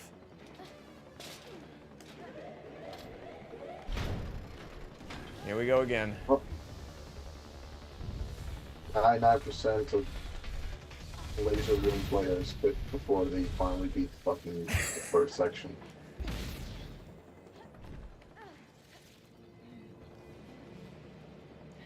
Thoughts on the Owl House original pilot storyboard that released on YouTube 2 weeks ago? I didn't watch it, but I have seen the original pilot in full in animatic form, which was never intended to be the original pilot. It was only... People think that, like, oh, look at what we could have gotten. This is going to be the original pilot. And it's like, no, you don't. That was only ever developed as a test, specifically for test audiences, to get a feel for how kids would respond to it. Oh, that was so close. Like, they made that to... It wasn't... Sorry, I should be more specific. Not to test how kids would respond to the show, but to test how kids would respond to all different elements of the show. That's why the original pilot is so overstuffed with bullshit that, like, it's not... Because it was never... It's not supposed to be an actual first episode of a television show. It's supposed to essentially just be, let's throw as many characters and concepts from the Owl House into a single 22-minute thing at once, so we can get test feedback for as much of it as physically possible. That is what it was designed to do, and for that purpose, it served that purpose very well in terms of allowing Dana and her team to figure out how to get their finger on the pulse for how people would react to the things they're making. But as an actual first episode of the show, it would not at all be preferable to what we actually got. As for the storyboard thing you're talking about, I don't know what you're referring to. All I know, because the actual animatic of the original quote-unquote original pilot leaked like last year sometime, along with the original pitch Bible. That's the stuff I know of. Whatever you're referring to, I don't know.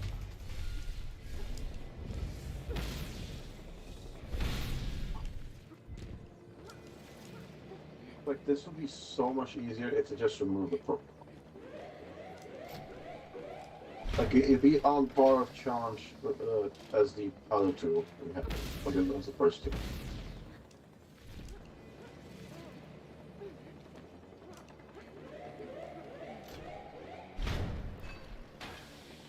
What galaxy do I do before the final Bowser?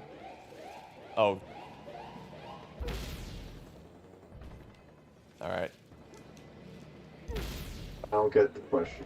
Like, which in World 6 of Galaxy 2, which one do I play last before going to the Galaxy Generator? I would need to remember what stage it is. It's Melty Monster Galaxy, Clockwork Ruins Galaxy, Throwback Galaxy, Flash Black Galaxy, Battle Belt Galaxy, and Slimy Spring Galaxy, I believe.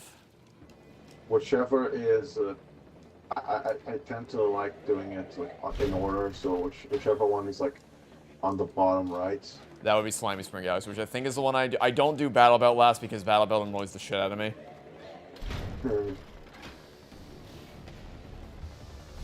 Okay, let's do this again. And die again. It's so fucking stressful.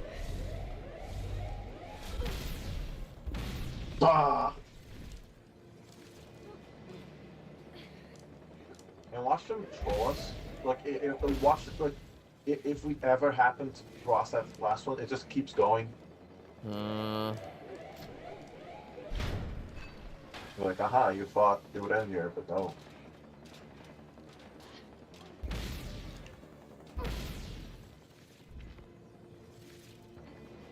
Need to play 3D Land in Galaxy 2. You do need to play Galaxy 2. 3D Land I can't speak to. I haven't played 3D Land. Oh, yes you know. What, did you not? No, you didn't. Okay. Like, I remember, I must be just confusing with something else. Oh god. What did you think I was referring to? No, I just thought I remembered you pointing. That's it. Okay. Today's Mission Impossible Fallout 7th anniversary is still the best action movie you've ever seen. Yeah, same. That is the peak to which all action movies should strive to reach across the board. It's kind of unbelievable how good it is. Which Mission Impossible Fallout. Okay.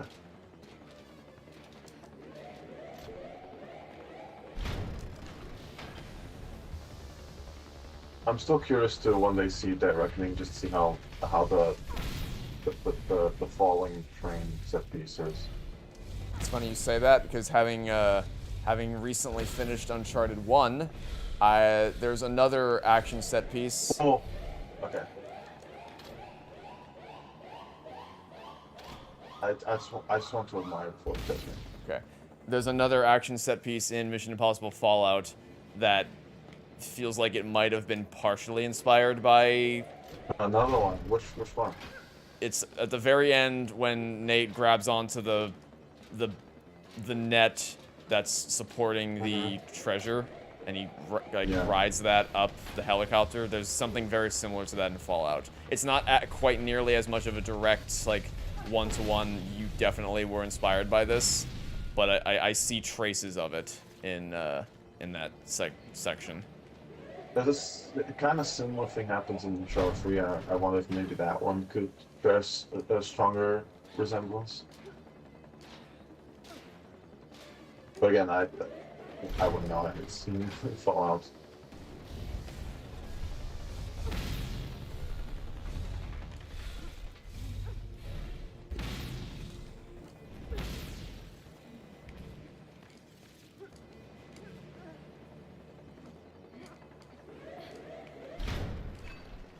Thankfully, if you're done with Uncharted 1, that means that you're pretty close to getting that set piece.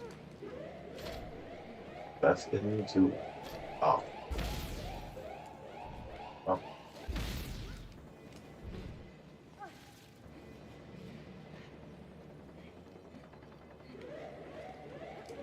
Yeah, I don't know how much about Uncharted you want to talk about before, like, without having... Yeah. Guess whatever you feel like you can talk. Probably, I think I'll save until after the stream. I do have things to say, but... Yeah. No, I do like Uncharted 1, but I put it in a trade mostly because it'd be weird if you just started to. Okay. I'll just, Focus. We'll try that. You especially... Ghost Protocol is pretty good too. You especially think MI3 is underrated? There's a lot of things in Mission Impossible 3 that, like, it has all the hallmarks of J.J. Abrams' directing that I kind of can't stand. Like, it is very obvious when you're watching it that it is a J.J. Abrams movie through and through. But, yes, there are a lot of things in MI3 that are pretty cool.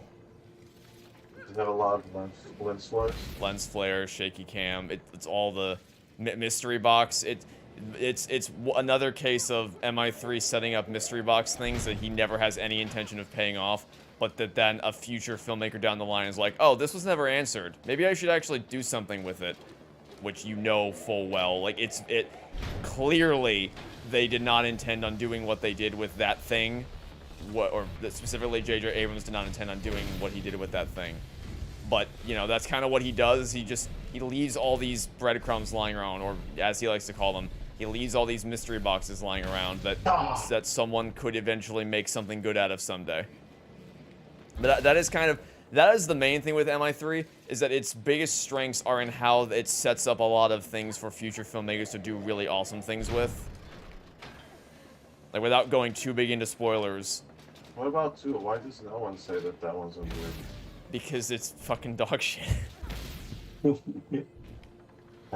Although, I mean, there are some people that actually think, hey, Nan, MI2's not that bad. It's got some fun stuff in it. I'm not one of those people, but they do exist. I will at least say that there is iconography. There are images in MI2 that are pretty iconic. I'll say that much. Oh.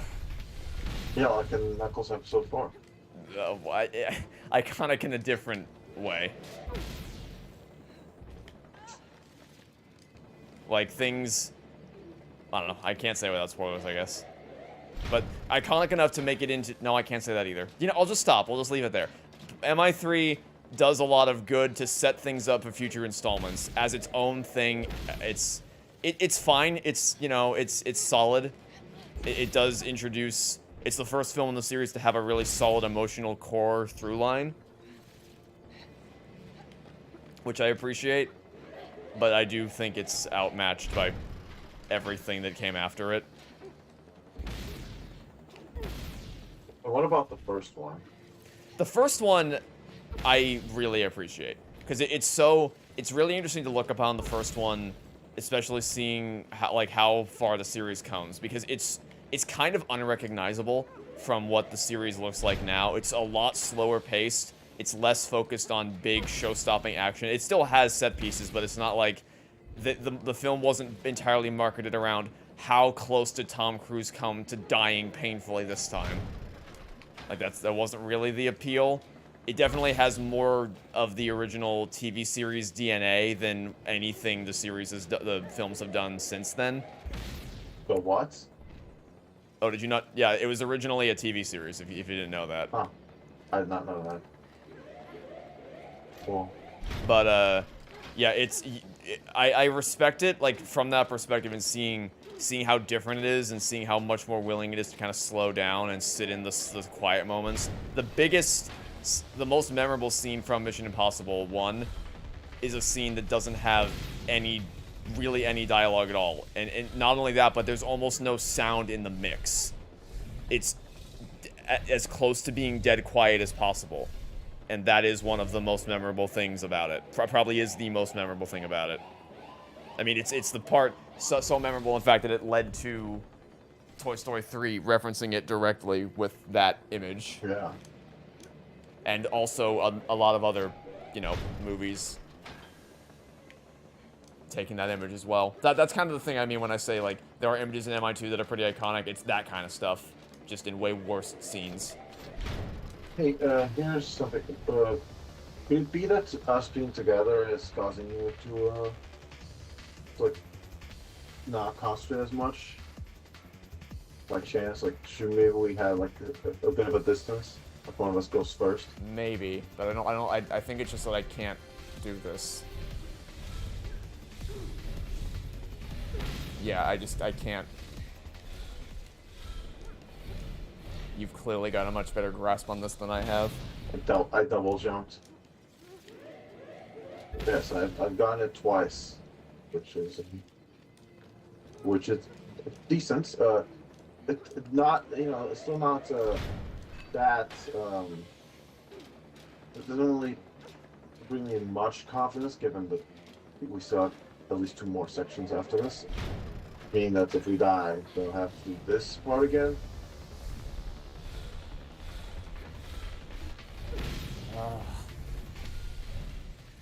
I think the problem is I'm always looking at the laser ahead because I need to know where I need to go next.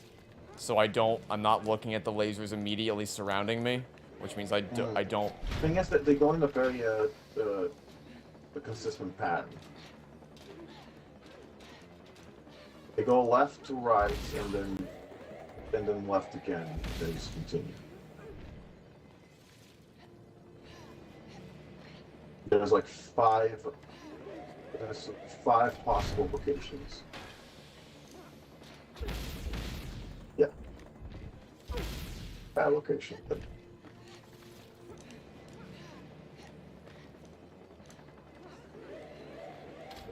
Whoa, whoa, whoa, whoa, whoa, whoa, whoa.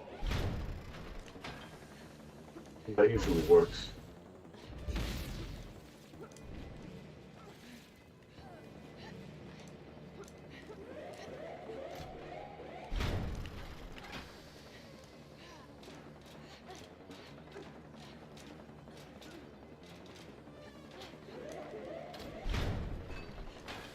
Okay, let's try this again.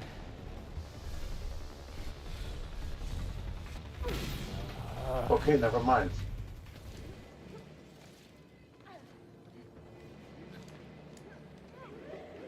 I guess it's not that consistent. You can immediately prove it wrong. Cool.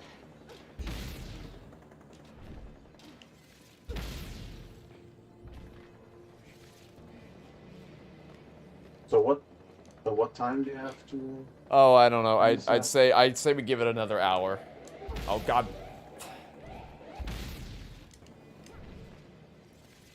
Sure. Yeah, sure.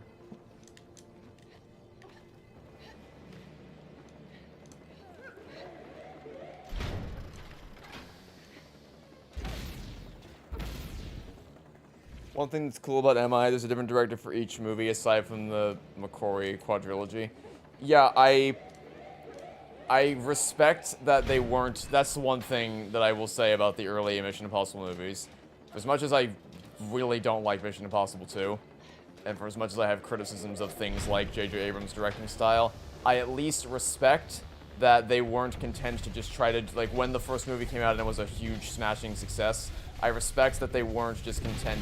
God fucking damn it.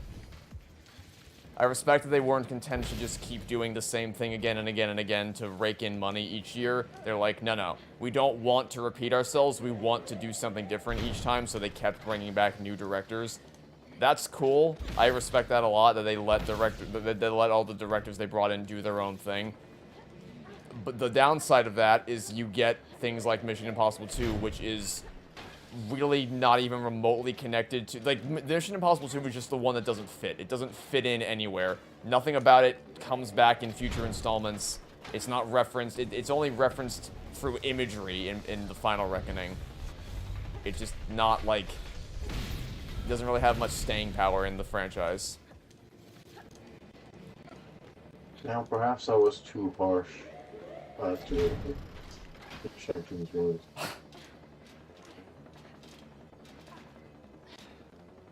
At least I could easily make it to the halfway point in that one.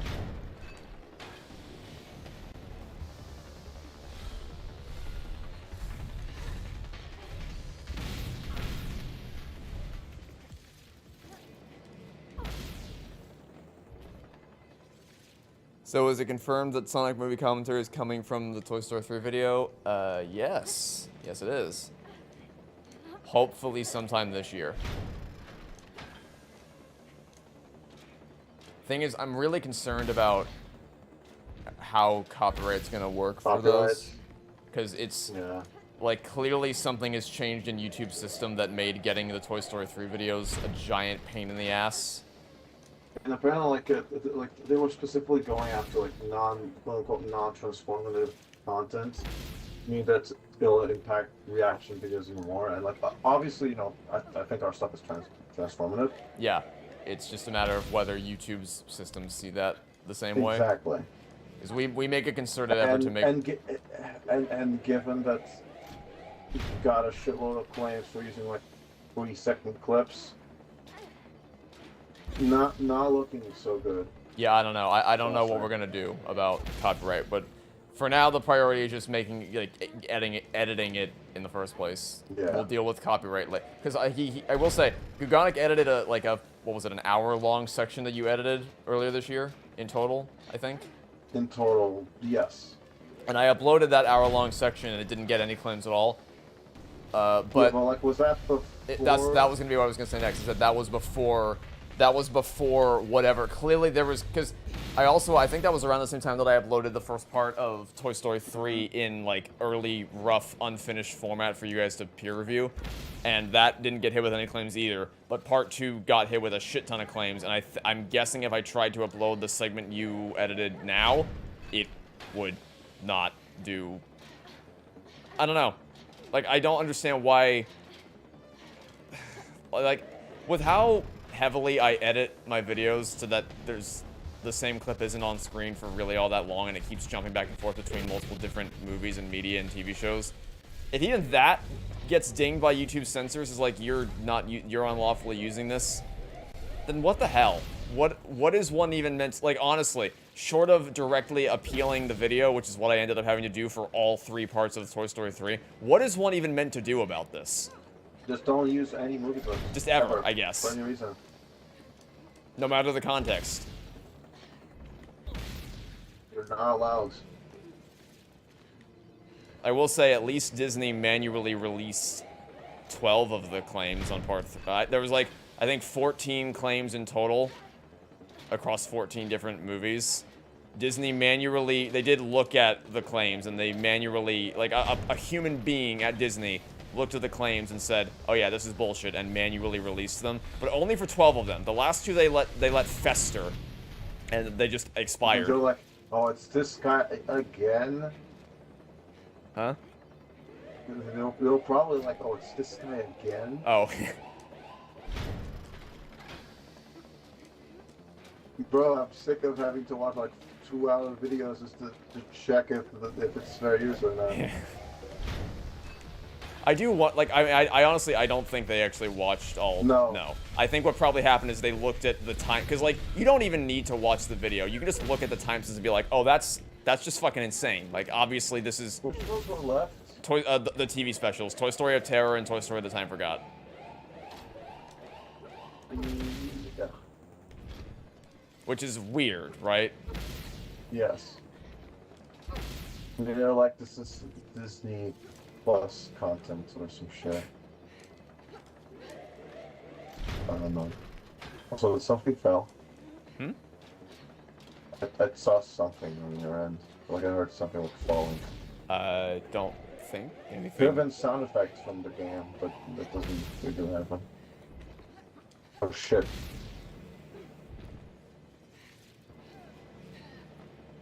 You got a copyright claim for a video you released a year ago for a 12-second section. Yeah, YouTube just does shit sometimes.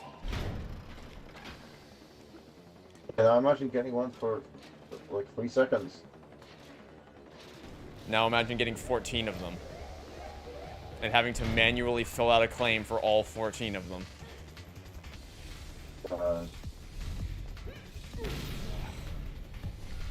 It also helps, by the way, that, like, when you have to be extremely... Well, I guess you don't have to be extremely detailed. But I was, like, when I filled out... Because they ask you a bunch of questions, like, what is the nature of the original the original copyrighted work? How much of the original copyrighted work was used? And all those types of questions.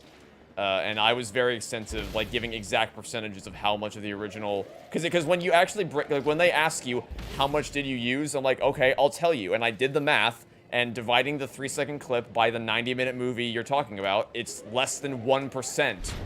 If you ask me, I'm gonna tell you. And I was as detailed as possible in all 14 of them every time I had to do this, so that you could look at it at first glance and just, like, I feel like just most people intuitively understand, like, oh, you used 3 seconds of a 90-minute movie and your video was blocked worldwide by YouTube systems. Yeah, of course that's insane. And then I go on to further justify, like, why the specific claim the specific clip you claimed, why I used it there, and this is why it comes in handy to always edit, like, use visuals that are specifically relevant to what I'm talking about. Like, up clips got claimed in part 3, and so I had to explain, like, well, the reason why I'm using up clips is because the part of the video you claimed is specifically talking about how, whether or not it was fair for Toy Story 3 to get the G rating while Up got the PG rating, and I'm specifically referencing examples from Up, and, like, there's a lot, like, I did that just for every single one of them. It was tedious and obnoxious to have to go check the timestamp and see, what was I saying here, what clip did I use, and all that stuff, but, I mean, it works. Like, I imagine that for all of the Toy Story 3 footage? No, because what I did for the Toy Story 3 footage is I just said, like, this whole video is talking about Toy Story 3, and I use clips specifically relevant to the things I'm saying, because there was no way I could have possibly used every single timestamp. I just had to make, like, broad statements about specifically what the point of the video was and why. Like, I wonder why there's so much Toy Story 3 footage being used in a video about Toy Story 3. The world may never know.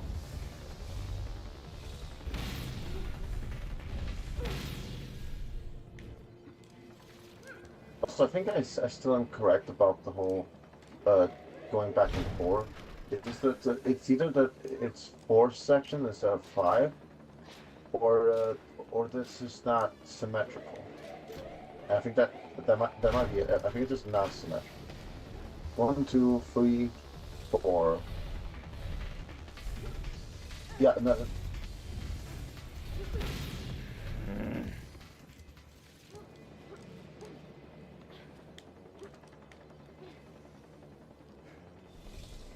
Yes, 1, 2, 3, 4. Yeah, and then it goes to the other side. Yeah, it's just, I just don't think it's symmetrical. Okay.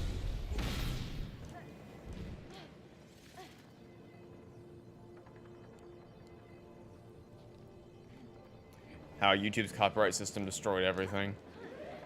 No one needs to make a video for that. We all just know. No one actually, like, it's important that YouTube's copyright system is in place. It's just, it needs reworking. It needs... And, like, the new, like, update comes from a, you know, a very understandable position of, like, you have people just, you know, re-uploading other people's content and not adding anything. And I assume that it's also meant to target, like, AI generated shit. It's just that, yeah, it just doesn't work. The current system is just really bad. And they did release a statement clarifying, like, nothing is technically changing. They're just cracking down on the rules that were always in place.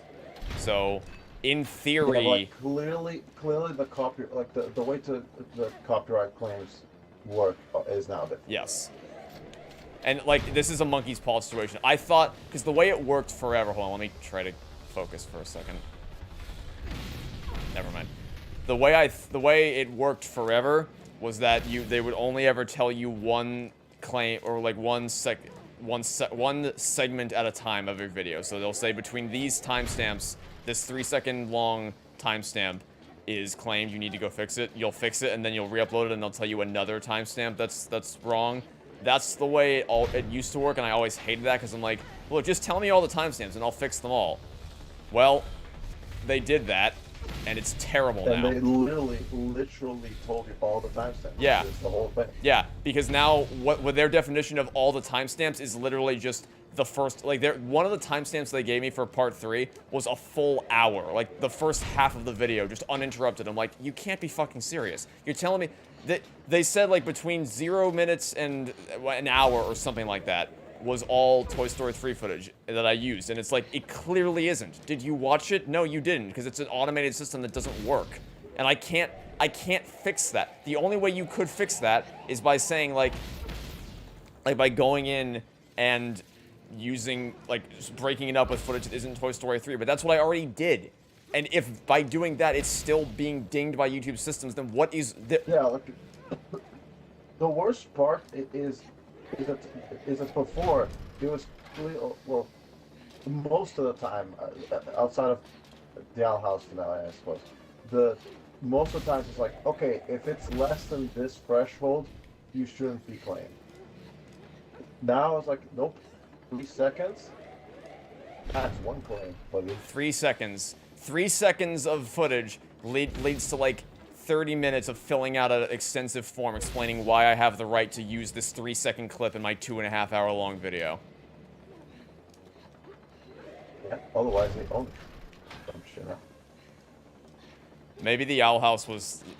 It's funny how I look back in the Owl House like, man, I wish we could go back to those days, because it is, like, just so much worse now. It may not feel like it from your perspective, because the Owl House video was stuck in copyright limbo for, like, half a year, but that's just because I didn't want to appeal until I absolutely had to.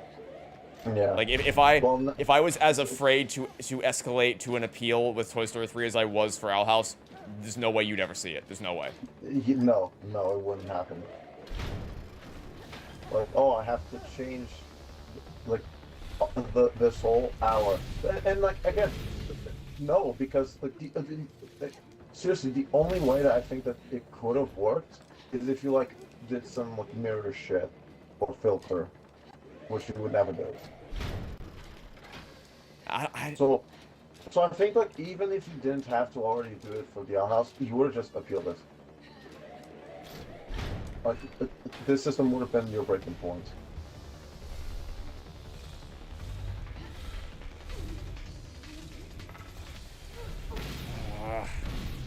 Yeah, the double jumping is just not recommended. I feel like double jumping is the only way I've been able to get as far as I have in this section. The problem is, like, it changes your direction a lot.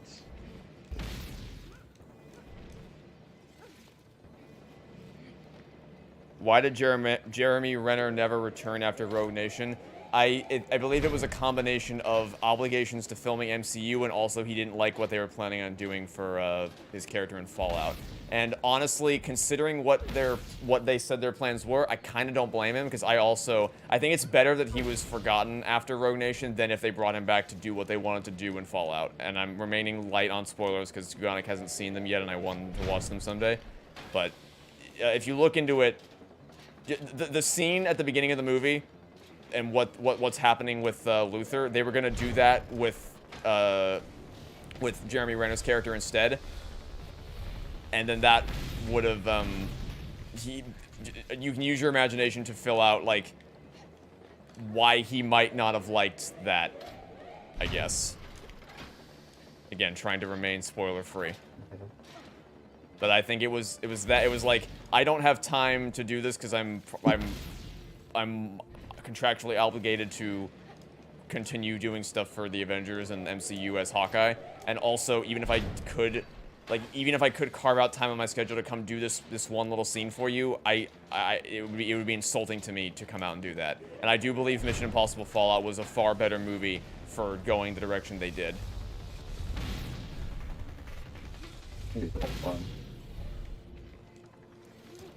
It would, however, have been nice to bring Jeremy Renner back for the final reckoning. Him and also some other characters that were in the other Mission Impossible movies that were just kind of lost. Like Maggie Q's character would have been cool to see again. Apparently, Maggie Q was supposed to be in either Ghost Protocol or Rogue Nation. I don't remember which one. She was supposed to be in one of them, but she had prior obligations to some TV shows she was doing at the time, and so unfortunately was not able to return. And that usually is, like, it's not that the filmmakers hate these characters and just never want to see them again. It usually does just boil down to, we want to get them back, but they're never available.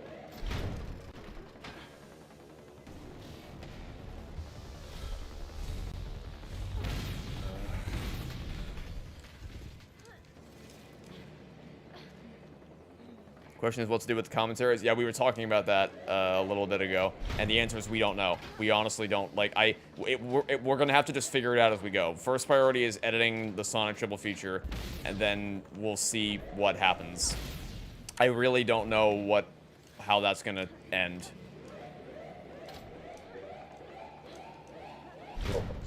Because I'd like to. I'd like to not have to stop doing them, but if YouTube's copyright system is gonna be a bitch, I'm like, I don't know. I don't feel like risking my channel over these. Yeah, especially given that there are some that have been like recorded for a while. I've just been kind of sitting on them. Yeah.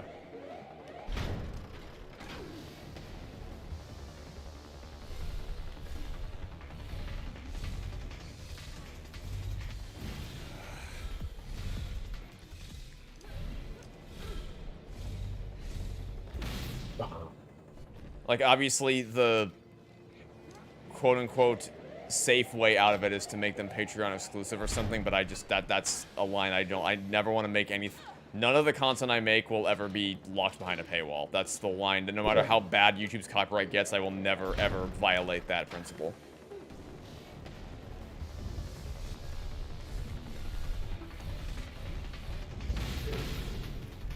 Like, I was thinking, like, maybe, like, at most, you could have, like, either the full recording or just, like, without the watermark, but then I'm thinking about, like, you're not really missing much. Like, from what's there. Well, I mean, at that, you're saying essentially just release the audio track and people can sync it up on their own? Well, either that or the full, like, the edit video without the watermark, but, like, again, if it's just for the, if it's just the audio, we should be able to release that just fine. Yeah. And as for, like, without a watermark, I don't think, like, at least as far as, like, what I edit, I always tend to edit in a way that the only parts that the watermark is on are parts that you already know the full context of what's going on in the footage itself, or that nothing is being talked about what's on screen. That's how I tend to go about it.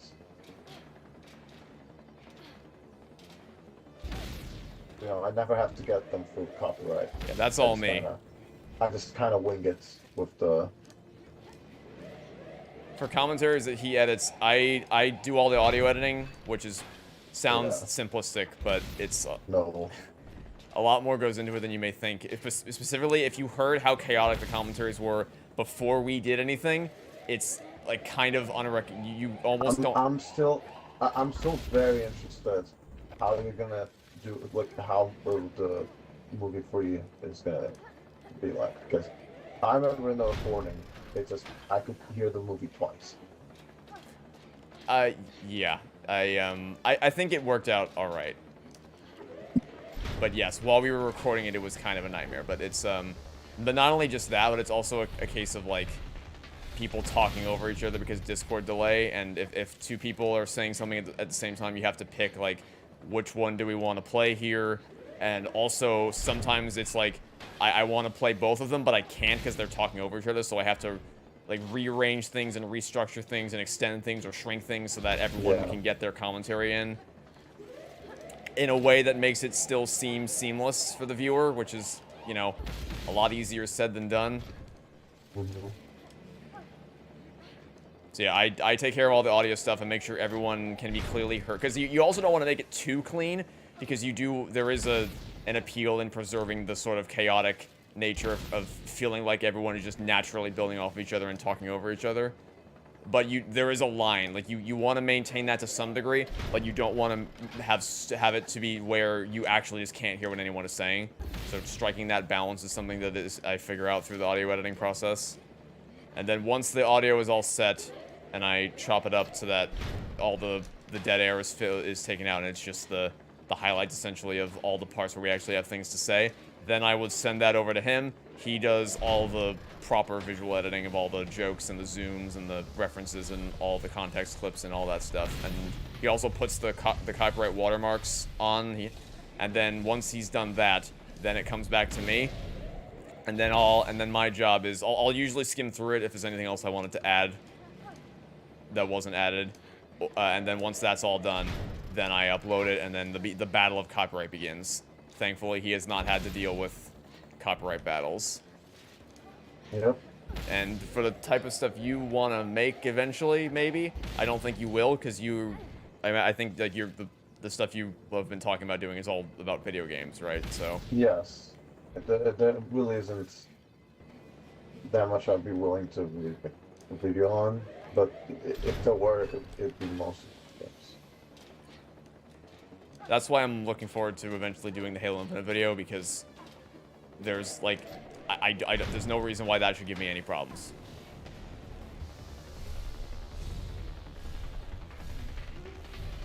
Again, unless you really like using Halo 4. Sorry, Halo 4 music, you said? Halo 4 music, yes. Halo 4 and 5 are the bad ones. Okay.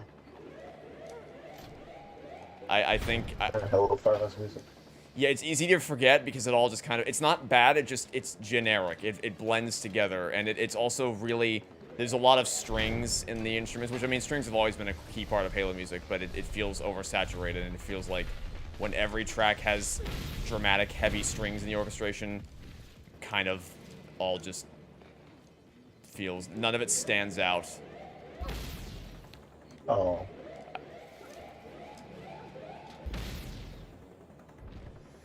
But, the other thing is, like, if I use any footage from the Halo show, which I don't think... I might make, like, a passing reference to it, but I shouldn't have to use more than that.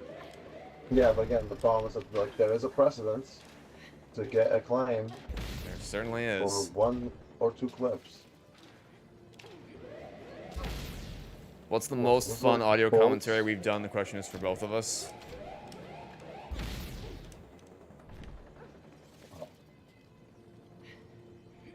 Is your answer one that's been recorded and you can't say it? I'd still probably go with Mario maybe 993. Oh, Jesus. That is not my answer, because I was physically ill after recording Mario Movie 1993. Like, I had a headache that lasted for days after watching that movie. That is most certainly not my answer. But then again, I don't know what my answer would be. First thing to come to mind is the Cars triple feature, Blue's Big City Adventure, and honestly, Sonic Movie 3 are the ones I can immediately think of. I've forgotten most of what we recorded for the movie 3. I'll re-experience that. It's been a while. Yeah. I'll re-experience that once you have the audio done for that. Which I did have I have the highlights of movie 3 edited, but I think I'm gonna, because it's been so long, I want to revisit it to see if there's anything else I wanted to change.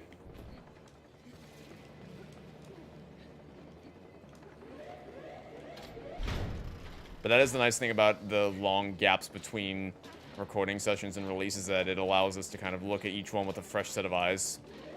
Except, it didn't really happen last year with Polar Express and Jingle All the Way, because we recorded and released those pretty close together.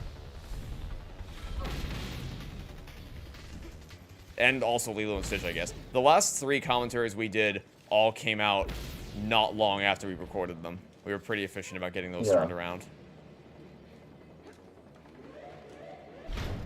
Oh, speaking of which, yeah, on the subject of copyright, Polar Express, Warner Brothers.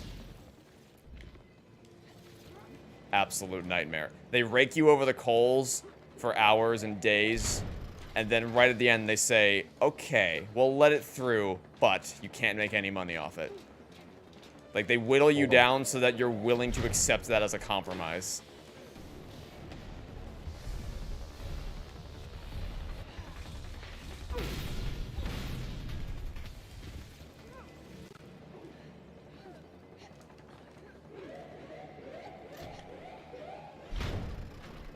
Well, 93 Mario movie was kind of funny. A lot of people get a lot more ironic enjoyment out of it than I do. Yeah. I guess it depends when, like, what do you mean when you say, like, favorite content? Because if it's recording, I probably want to say Mario on that. Well, the question was most fun audio commentary we've done, so I assume it means like most fun to record. Because like I'd say the Mario movie commentary is pretty fun to watch.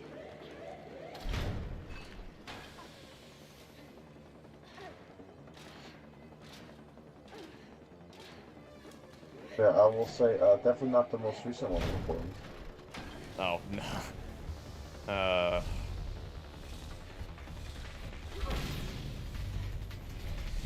I don't understand what I'm not getting about this.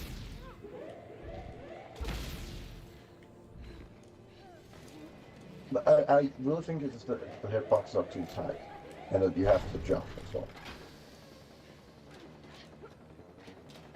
Because like the layouts is, well, I guess I did beat it 2 times, but like the layout, I get the layouts now. It's just what's making it. It's the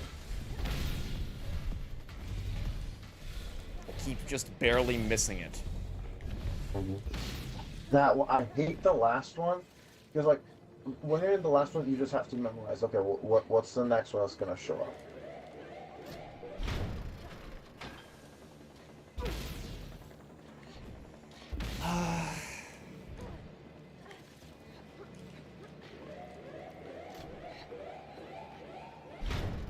You know, nobody cares about Mufasa, but Scar was done.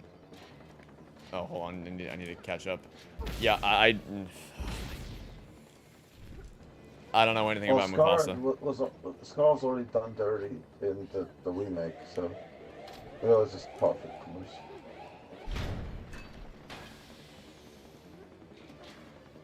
I do think that there's one funny thing that you should know about Mufasa.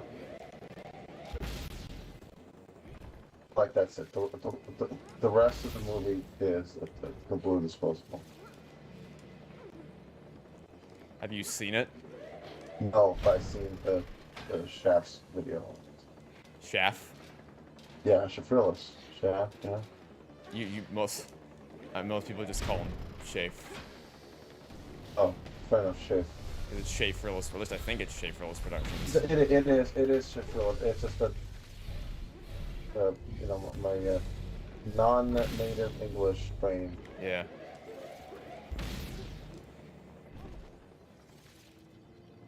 I apologize. Shafrillis' video explains everything you need to know about the movie. So yeah, I just don't care enough about Mufasa. Yeah. I don't want to. I do think like the last section you should watch just for the funny, because it is like I couldn't control myself when I saw what he was talking.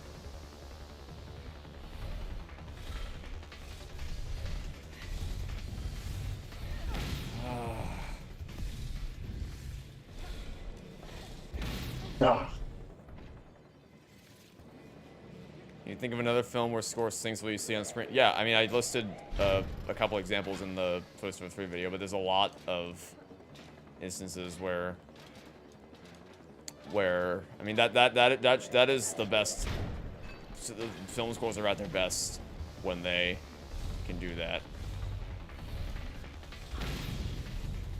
It's funny you mentioned I just rewatched Toy Story 3 this morning, and I kind of forgot how many, because I couldn't show every example of it in my series because it would have just gone on for too long, and I did want people to go kind of discover for themselves.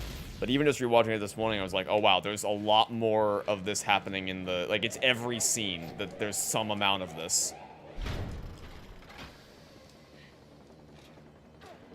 And I kind of had forgotten. Just because I had not experienced the movie on its own in quite some time.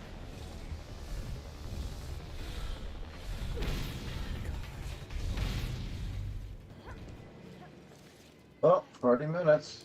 And then I can, well, I was gonna say I can go back to playing Bonanza, but my brother wants to play it, so I guess I'll be playing something else. Maybe I'll replay Uncharted for just for the sake of it. I do find it interesting that you enjoy the first Uncharted game, because I didn't peg you as someone who really liked shooter games all that much. And I don't. Thing is, like, Uncharted is like a, it was like a bonding like a experience with me and my dad. We were both really into it. Alright. But like, it's mostly just that I tend to enjoy the stuff around the shooting. I think the shooting is fine. Like, I don't hate the shooting, unless it's like crushing. But never play crushing. I just the subject popped into my head because we're doing this laser level, so kind of have PTSD of lasers. There's a really good video about is it crushing or legendary?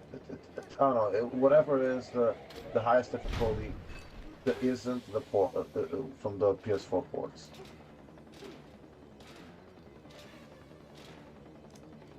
You can die while throwing in a grenade. In cover!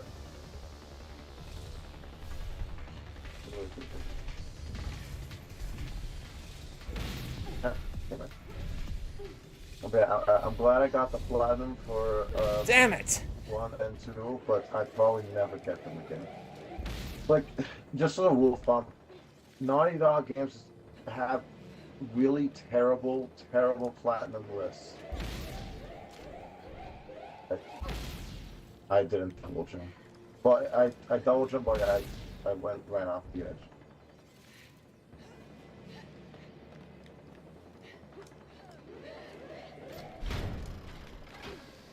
Like, I checked The Last of Us Part 1 trophies, and I'm not doing that.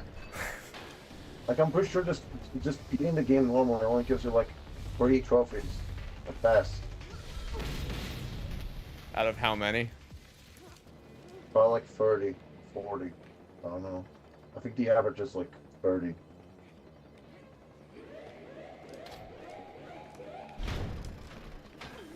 Yeah.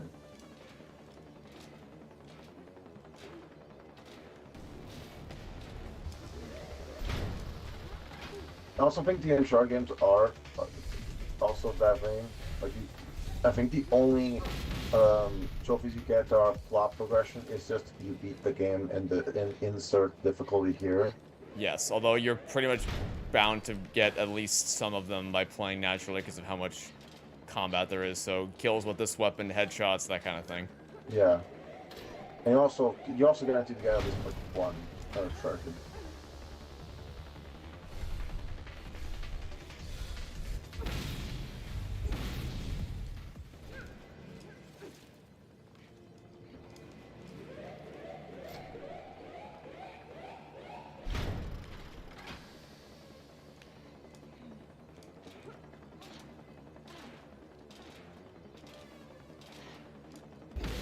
Ah,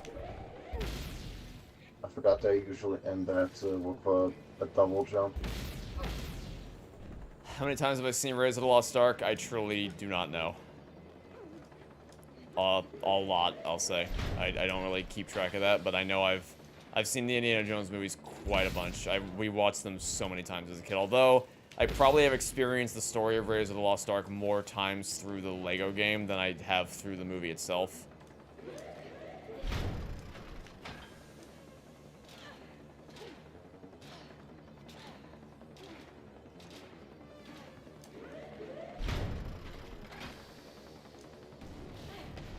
I still get to finish Lego Indiana Jones. I know I played it as a kid, but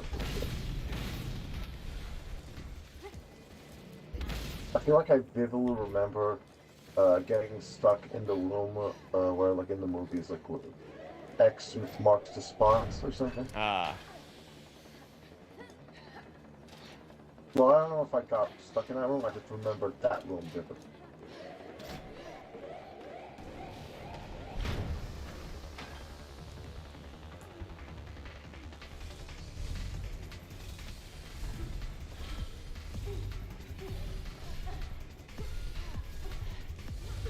Oh. I think that is the longest you've done. No, I've made it further than that. I made it almost to the Okay. end one time. It is the longest without double jumps.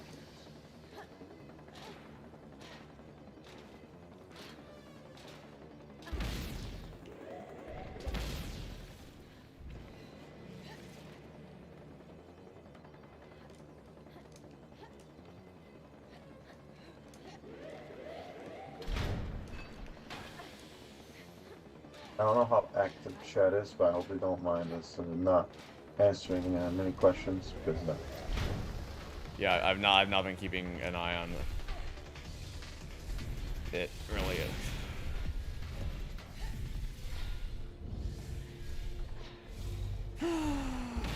like I already made peace with the fact that we're not beating this. I would just like to see What the fourth part of it is? Yes.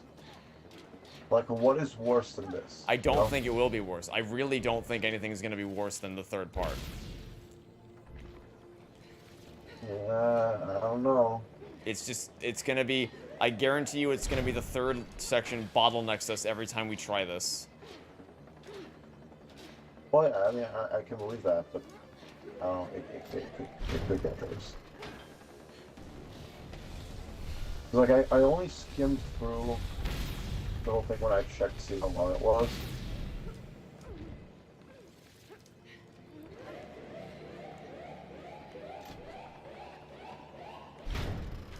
But I had to speed up.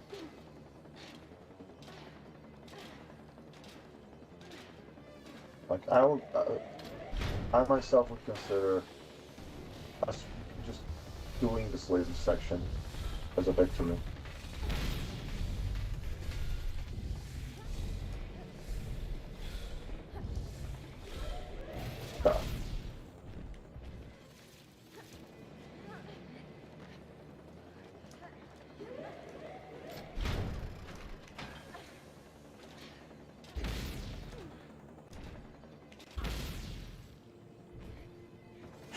Am I planning on doing a updated best and worst films list? Not really, because there's never going to be a point where either of those lists will be completely accurate.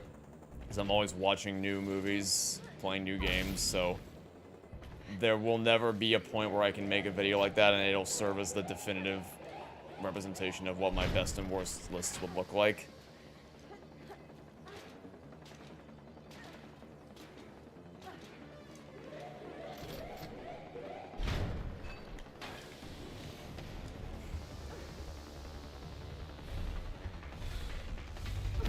Jesus.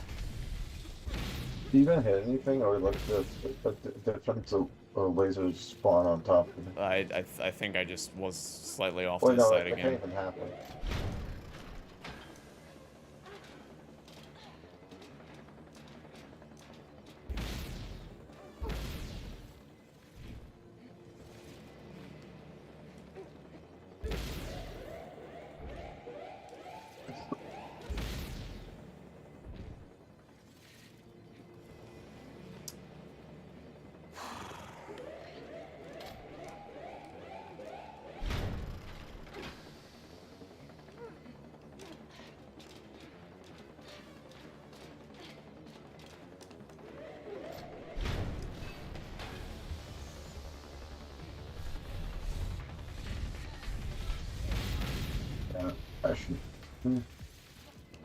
Actually, I don't know if I should be sprinting on that. It also, well, it also doesn't help that my character completely blends into the darkness. Yeah, at least I have like the big fuck off Green thing. At the back. I can barely see my character, and it gets better once you get to the midway point. But for those first few, I cannot clearly see my character.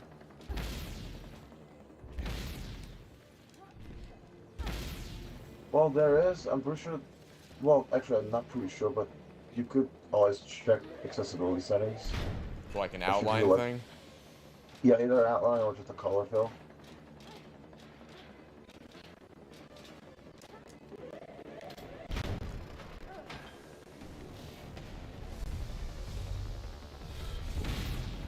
Okay. That was a better sound.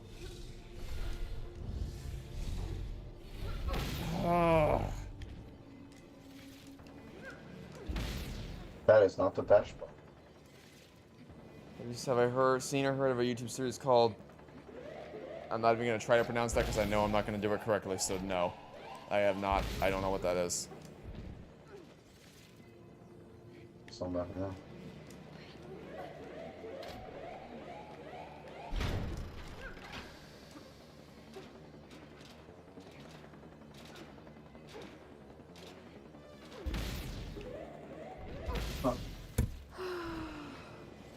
Why don't I log the films? Well, I honestly, the true reason why I don't is because that would also never be like I've seen too many films in my life that I would have to go like log individually one at a time in order for it to be an accurate summation of films I've seen. So I'm just like, I just don't bother. I just post.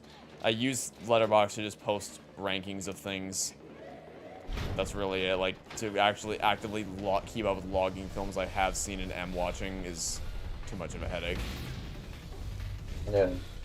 Like, maybe new ones, but like, for the last like 20 years, yeah, no thanks.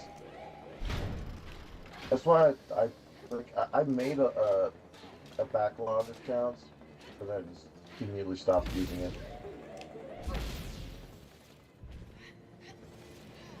Will we ever beat this level? Not today, No. no.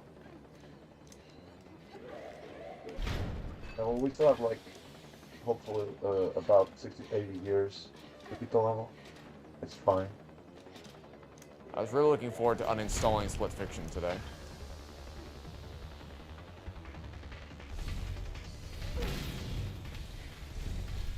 Well, nothing's stopping it. You'll just need to re-download it. I likely will install it. Because, again, nearly 100 gigabytes.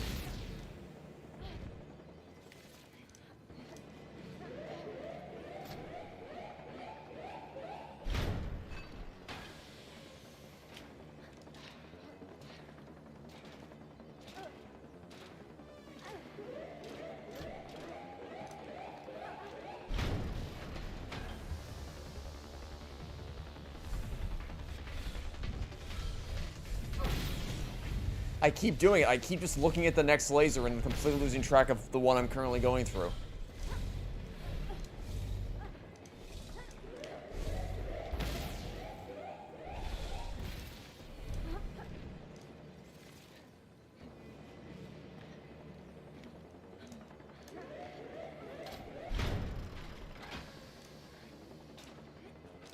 Yeah.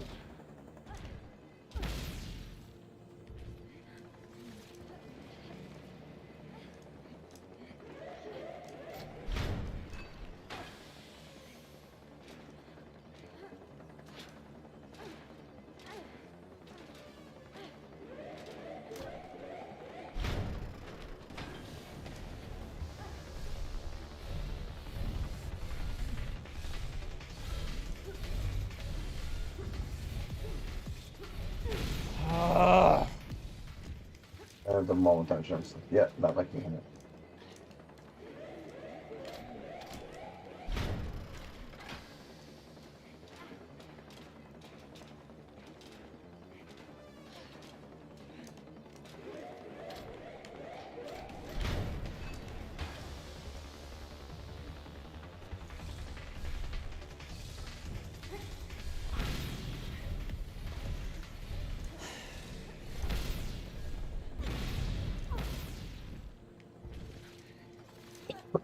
But my eyes are starting to water.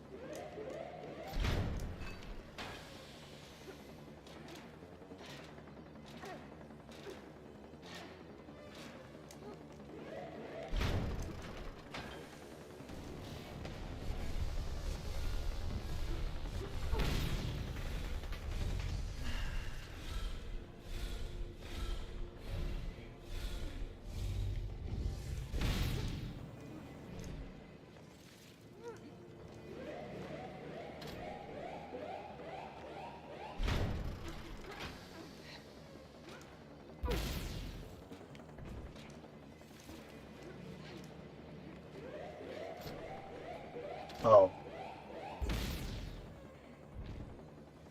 You're really getting sick of seeing the same 3 sections over and over again? Yeah? Well, consider yourself well, lucky you're not the one actually playing them. yeah. How would you try playing? No, actually, don't do Maybe that. feel I worse. wouldn't recommend. I would recommend you play Split Fiction, but I can't earnestly recommend anyone act. I mean, you can try it. You know, you might have better luck than we have, and it's at least, you know, some people find enjoyment out of sickeningly difficult things like this. Whereas I am just, a while ago I crossed the point where I'm like, I can already feel myself just slipping. Everything's more annoying when you're tired of playing the same thing again and again and again.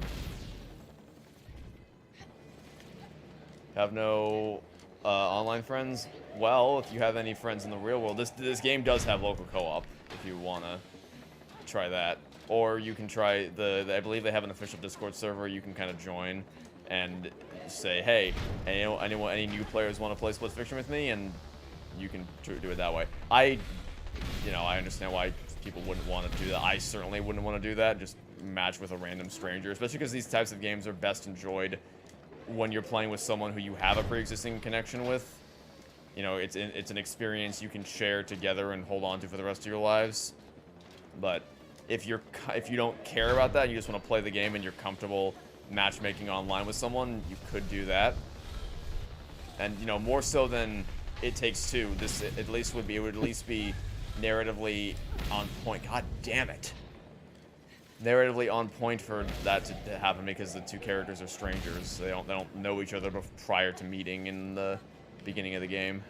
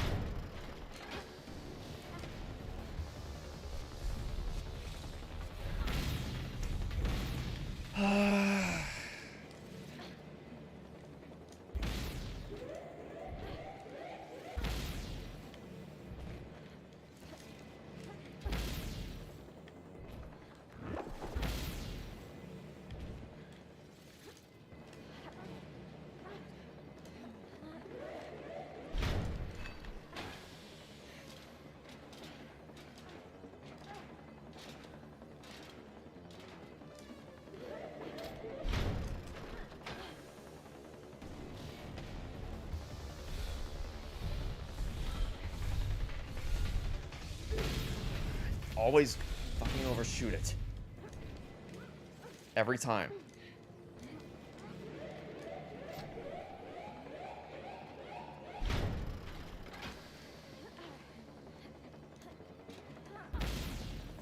Hearing the sound in your dreams. Yeah, that's why I'm not playing with sound. I can't hear the game right now.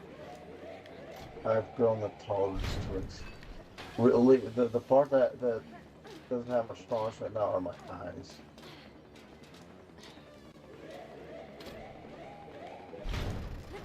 Everything is kind of glazing at this point.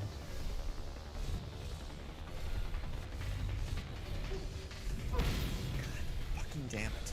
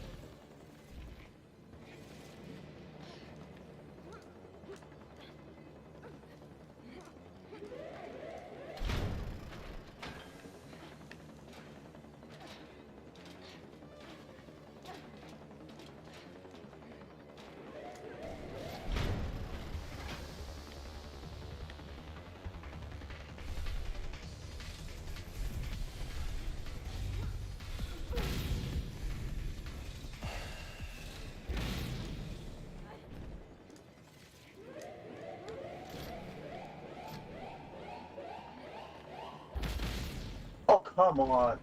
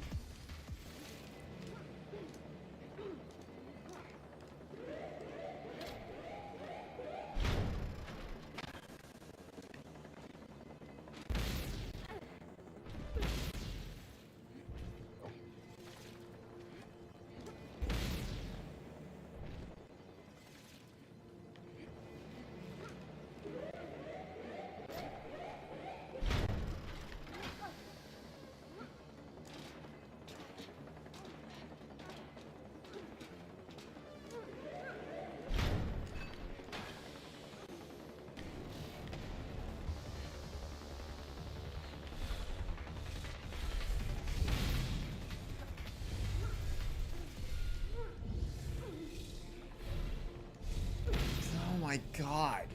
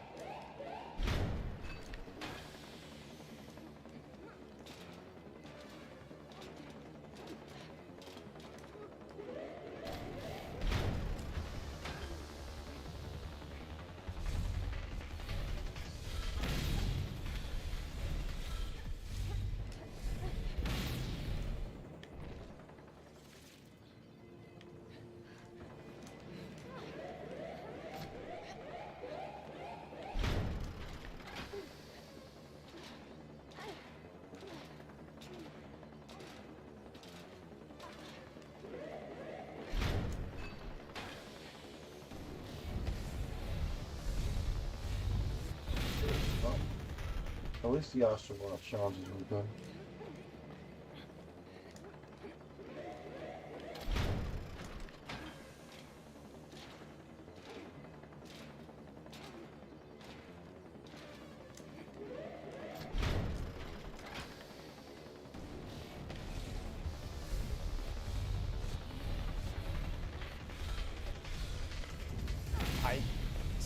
I stumbled on the fucking lip of the ledge and it completely threw off my timing.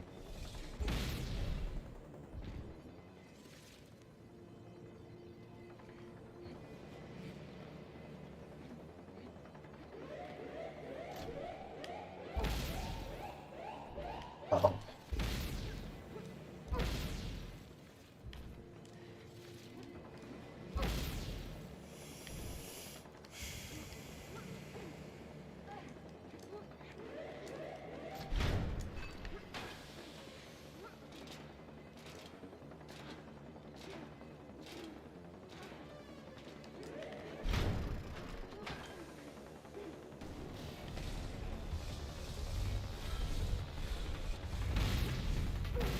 The other thing is that when someone explodes, it like messes with my ability to read where the lasers are.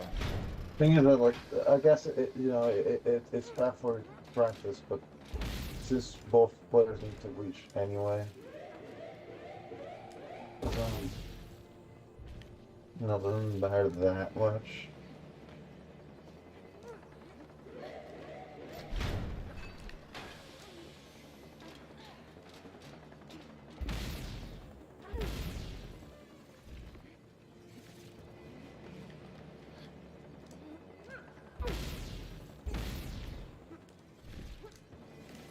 Why do I laugh weird? I have no idea how I'm supposed to answer that. Well, have you considered just getting a different laugh? No. Obviously.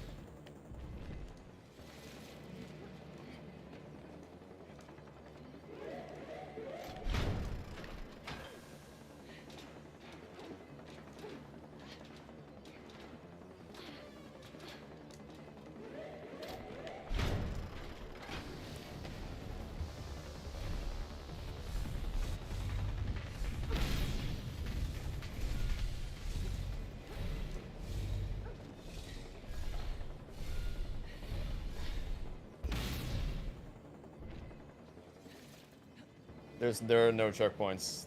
You have to do the whole thing in one shot. There's still 2 more sections, at least. I don't even know. I think there's 5, but I don't know that for sure. There could be more for all I know. I just know that it's designed... The challenge is doing everything in one go. Much like the perfect run from Super Mario Galaxy 2, or the Astro Bot level I did today. Well, technically all the Astro Bot levels you did today. Yeah, well, yeah, but there's one in particular that is, like, clearly the definitive. Because the other ones are pretty short. That one, however, was, like, three, right? 3 sections of power-ups? Yes. It was the monkeys, it was the chicken, and then the... No, it was the dog. The dog, the monkeys, and the chicken. Yes.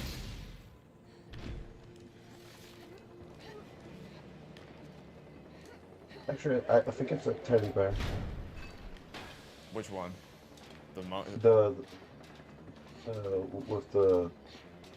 With the symbols. Really? I would have, because when I think of symbols, I usually think of a monkey slamming the cymbals. Yeah, but... Yeah, oh, right, Disney, right, because, right, yeah, right. They're probably not allowed to, because fucking Disney, they copyrighted the idea of a monkey slamming their... I forget. Also, there is already a monkey, so... It'd be kind of weird to have 2 for the same animal. Yeah, but you think that was... You think that was invented before the cymbal slamming? Because I feel like, I mean, if... I just can't believe that's a thing. That's so dumb. Yeah. I also don't know if it applies to everything or just movies. It's Disney, so I would assume everything, but like even just the idea that you can copyright something as simple as that is like... Yes. Are you kidding me?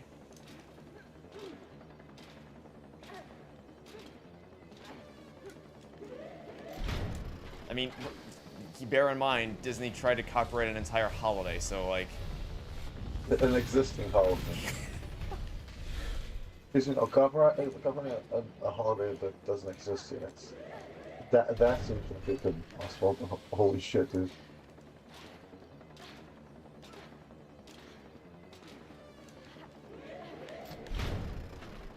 For your curveball that time. Mixing it up and mixing it up.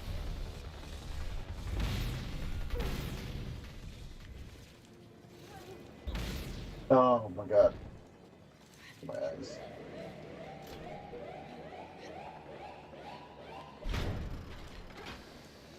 Also, I haven't checked, but I get this feeling we might be overtime. We'll give it... That's what we said.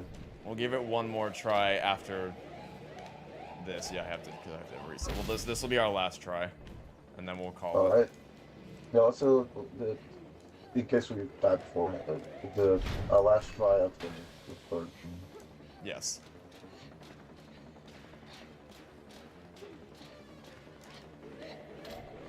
Duh.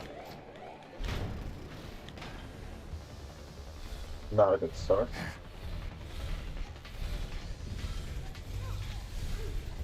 Yeah.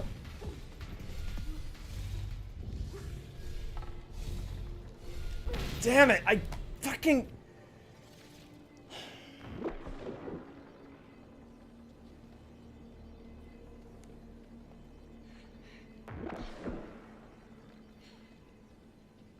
Yeah.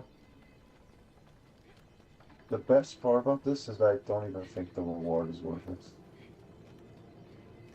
I'm pretty sure the reward is a special message from Joseph Ferris. Yeah. Which, you know, I'd like to see that. Mm-hmm. Sort of congratulations like, for surviving again, all the fucking pain you endure. Hopefully you don't want to kill me too bad. I don't know. Okay, my eyes can rest. I want to beat that one day. I want to beat that level. Mm-hmm. But clearly today is not the day, and it's unfortunate.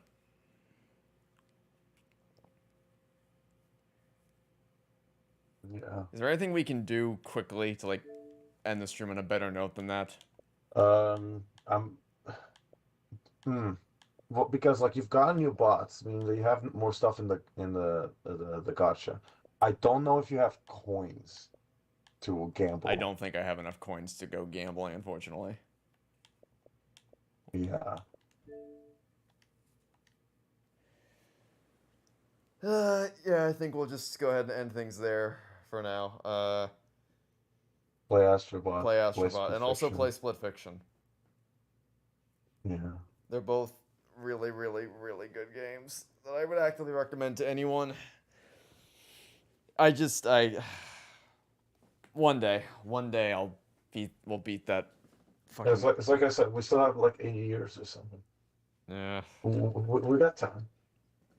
At least I could feel myself slowly. I got to the end, or close to the end, a couple times.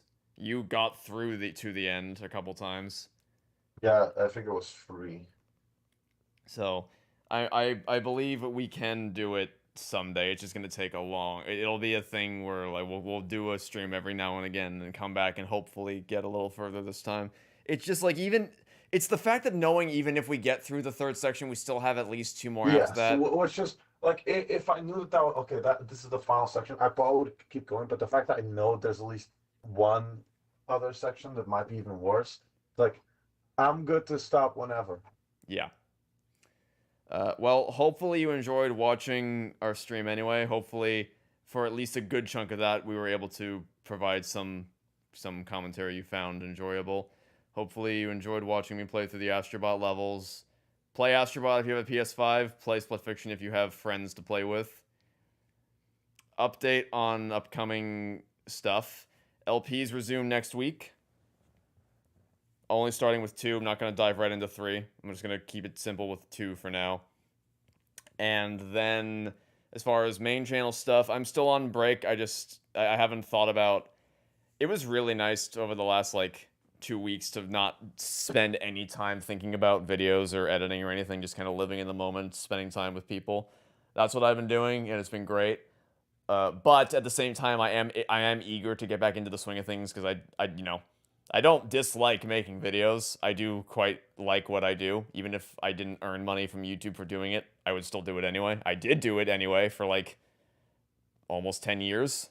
So, but yeah, I did still need a time to recharge because really, I'm glad everyone enjoyed the Toy Story. At least I'm glad to see that the Toy Story 3 series has had a positive reception.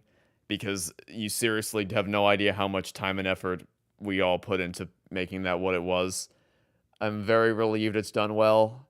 It's allowed me to take a break and kind of mentally reset after how much of my life was poured into that. And yeah, next up is going to be the Pixar ranking because that's what won the popularity contest. That's what people want to see next. The tricky part with a Pixar ranking that I found is there's not for every movie obviously, but there's some movies that I do want to make full-fledged videos for someday. So it's making sure I don't have making sure I'm not spilling everything into the Pixar ranking. I want to be reserved about it. I will say it was kind of the same thing I did with the Toy Story 3 commentary. It's I don't want to give too much because I want to save everything for the big proper analysis that I do. The thing is appreciating the media you enjoy is it's a lifetime pursuit. Even just watching Toy Story 3 again this morning, I still found a bunch of stuff that not a bunch of stuff. I found things discovering it this time. I was like, damn, I wish I knew that beforehand. I could have put that in the video. You're always going to discover new things about the stuff you enjoy and the stuff you don't enjoy.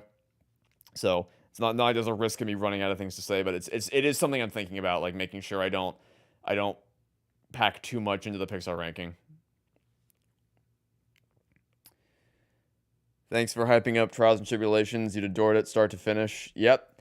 Trials and Tribulations is spectacular. I'm glad you had a positive time with it. And anything else you want to say, Gugonic? No. I just started playing Astro Bot again. Play Astro Bot. Play Astro Bot. All right. Hope you have a good week. Thanks for watching, and hope to see you all soon for whatever it is you decide to watch next. Have a good day, everybody.